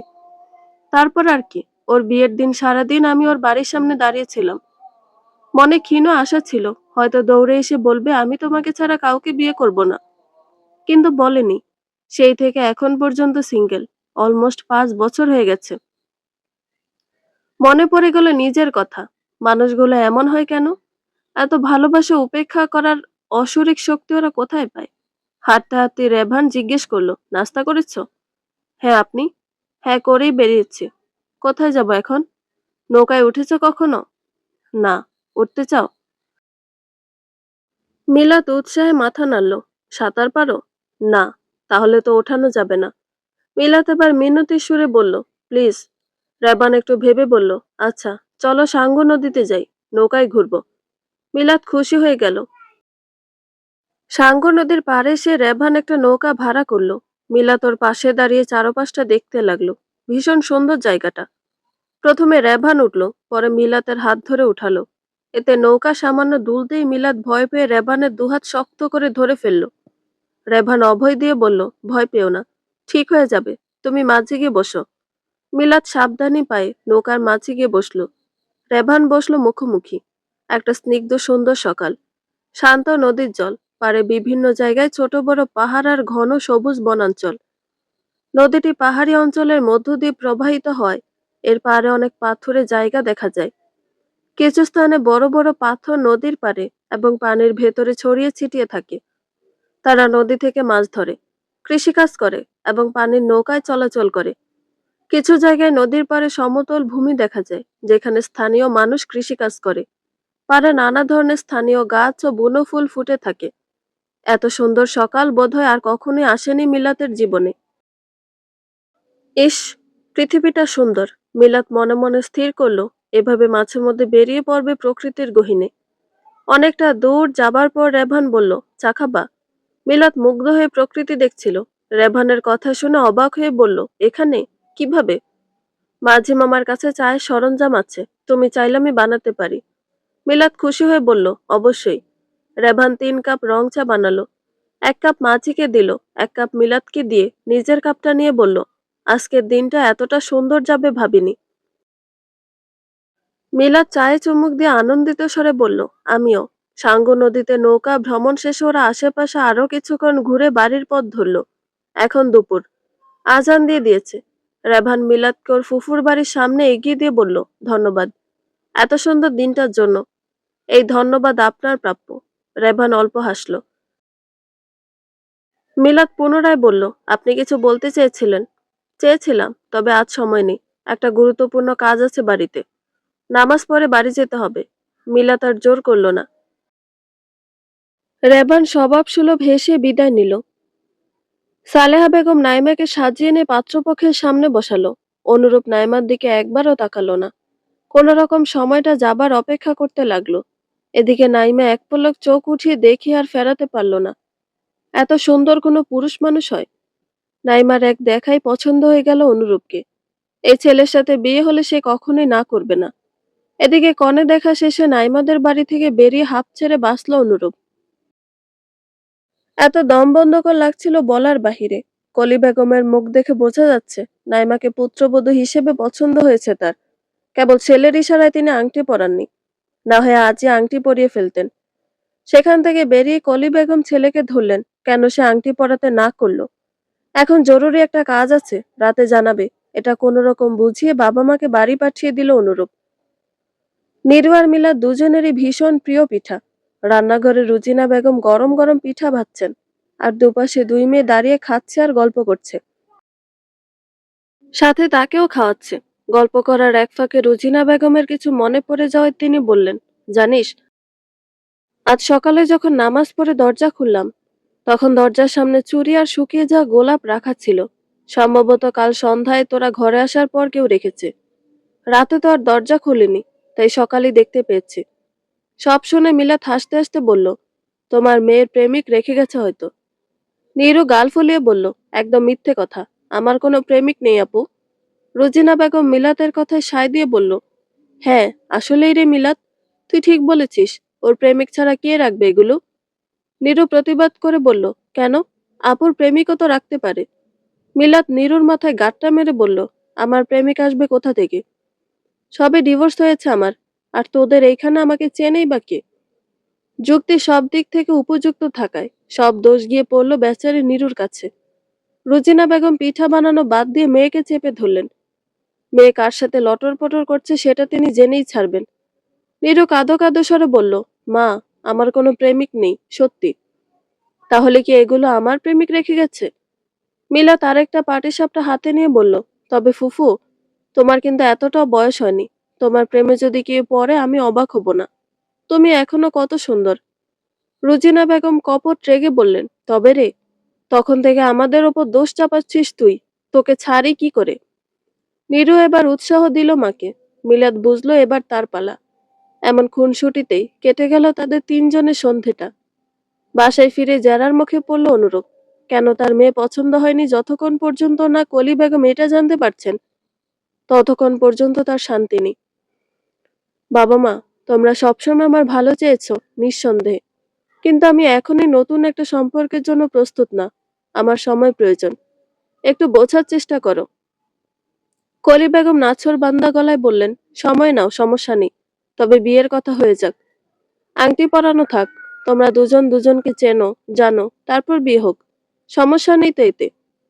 মা, একটু বোঝার চেষ্টা করো, একটু সময় তো চেয়েছি। এবার কলি বেগম কঠোর কণ্ঠে বললেন, তোমার কি পছন্দ আছে অনুরূপ? সে মাথা নিচু করে না বলল। কলি বেগম ছেলের দিকে একবার চেয়েই উঠে চলে গেলেন। স্ত্রীর পেছনে গেলেন আমিনুল সাহেবও। ড্রয়িং রুমে অনুরূপ একাই বসে রইল। প্রচন্ড অসহায় অনুভূত হলো ওর। আজ সকাল সকালে উঠে পড়েছে মিলাদ। রাতে ঘুম হয়নি ভালো। মনটা কেমন ভাল লাগছে। সমুদ্রে যেতে পারলে ভালো লাগতো, তাই নীরুকে ডেকে উঠালো। চোখ ডলতে ডলতে নীরু বলল, কয়টা বাজে? 8টা। লাফিয়ে উঠল নীরু, মাথায় হাত দিয়ে বলল, ও মাই গড, আমার পরীক্ষা 11টায়, যেতেই লাগবে 2 ঘন্টা। তাহলে ওর তাড়াতাড়ি, রেডি হ। ফুফু তো কতবার ডেকে গেল, তুই তো উঠিসনি। নিজের উপর বিরক্ত হয়ে বিছানা ছেড়ে ফ্রেশ হতে চলে গেল নীরু। মিলাদ কিছু একটা ভেবে নিজেও রেডি হতে শুরু করলো। রোজিনা বেগম জিজ্ঞেস করলেন, কি রে মিলাদ, কোথায় যাচ্ছিস? ভালো লাগছে না, সমুদ্র দেখতে যাব। পতেঙ্গায় যা। হ্যাঁ, ওখানেই যাব। নীরু খুশিতে নেচে উঠল। রুজিনা বেগমেরও ভালো লাগলো। অনেক দিন হয় সমুদ্র দেখা হয় না। ছেলেটা নেই, মেয়েও থাকে না বেশি, তিনি একা গিয়েই বা কি করবেন। নীরুর সাথে বের হলো মিলাতও। নীরু চলে গেল ভার্সিটিতে, আর মিলাত গেল সমুদ্রের উদ্দেশ্যে। অনুরূপ খালি পায়ে হাঁটছিল সমুদ্র সৈকতে। এই পতেঙ্গা সৈকতে চট্টগ্রামে থাকতে অনেকবার আসা হয়েছে, সেগুলো সবই এখন অতীত। গতকাল রাতে একটুও ঘুম হয়নি ওর, মনটা বিক্ষিপ্ত হয়ে আছে। হাঁটতে হাঁটতে হঠাৎ কিছুটা সামনে দেখতে পেল মিলাতকে।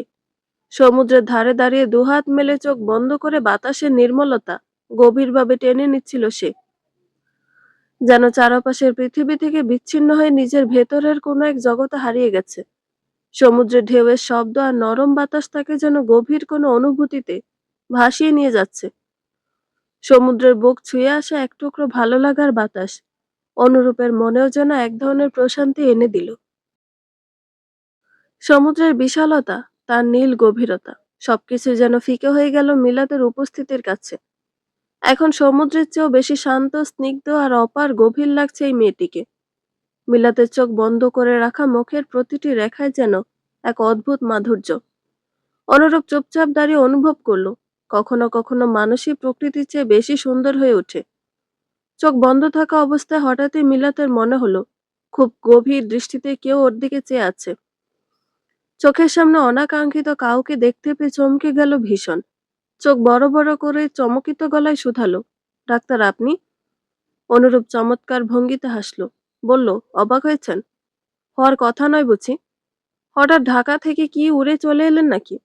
না, আমি দুদিন ধরে এখানে। ও আচ্ছা, কোনো কাজে? না, চট্টগ্রাম আমার কাজের জায়গা না।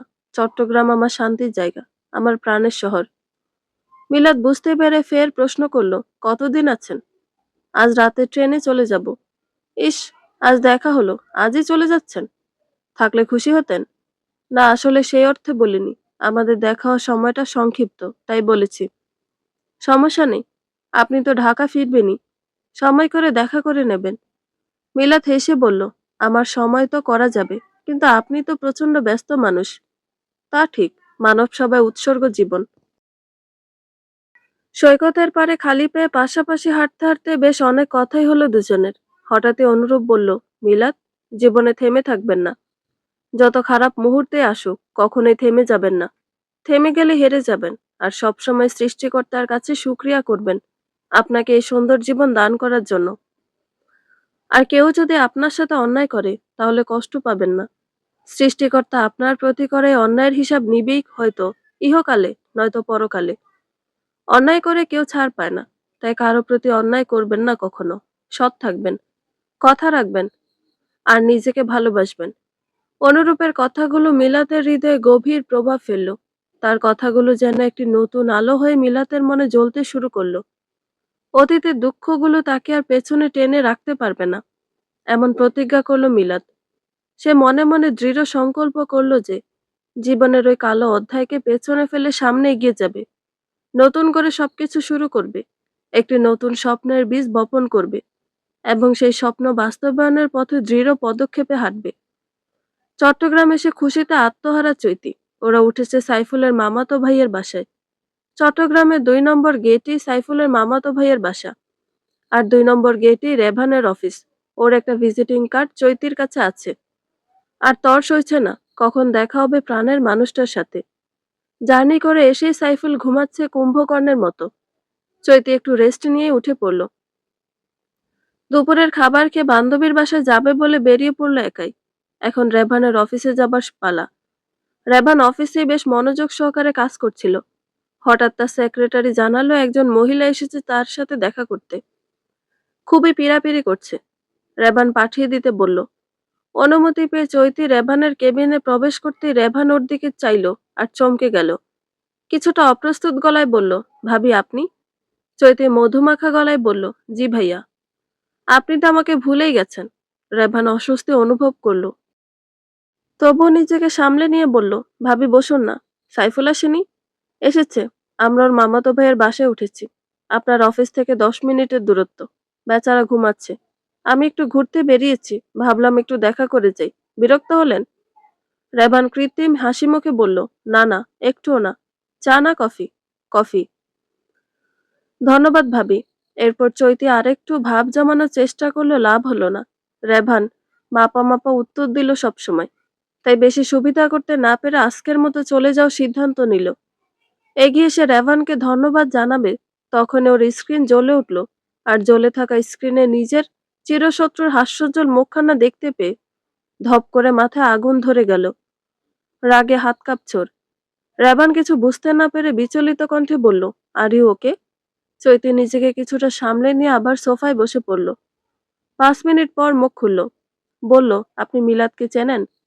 রেভান আগ্রহী হলো। বলল, হ্যাঁ চিনি। চৈতি মুখটাকে বিকৃত করে বলল, আমি জানি না কিভাবে আপনি ওকে চেনেন, তবে ওর সম্পর্কে আপনি জানলে অবাক হয়ে যাবেন। রেবান আরো কৌতূহলী হয়ে উঠল। বলল, ওর সম্পর্কে কি জানেন আপনি? ও একটা প্রতারক। পরকীয়া করতে গিয়ে ধরা খাওয়ার পর স্বামী তালাক দেয়, তাই আত্মহত্যার চেষ্টা করে। আর আসার সময় স্বামীর বাড়ি থেকে অনেক টাকা চুরি করে পালিয়ে এখানে এসে বসে আছে। ওর স্বামী নিতান্ত ভালো মানুষ, তাই এখনো পুলিশ কেস করেনি। আমার বান্ধবী তো, তাই জানি আমি। আপনার সাথে কি সম্পর্ক জানি না আমি, তবে আপনাকে সতর্ক করার প্রয়োজন মনে করলাম দেখে বললাম। চৈতির কথা শুনে রেভান দ্বিধায় পড়ে গেল। ওর কথাগুলো বিশ্বাস হচ্ছে না, তবুও কিন্তু থেকেই যাচ্ছে। ফুফুর বাড়ির সামনে এসে যখন অনুরূপ মিলাদকে বিদায় দিচ্ছিল, তখন রুজিনা বেগম ছাদের উপর থেকে দুজনকে লক্ষ্য করে হাঁক ছাড়লেন।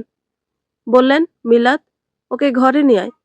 ফুফুর কথা শুনে দুজনেই লজ্জা পেল, তবুও মিলাদ ওকে ঘরে নিয়ে এলো। ঘরে বসে গল্প করতে করতে রুজিনা বেগম জানলেন তার ভাইজিকে কিভাবে বাঁচিয়েছে এই ছেলেটা। বন্ধুরা, গল্পটি ভালো লেগে থাকলে একটা লাইক করে দিবেন এবং গল্প সম্পর্কে কোনো মতামত জানানোর থাকলে কমেন্ট করতে পারেন।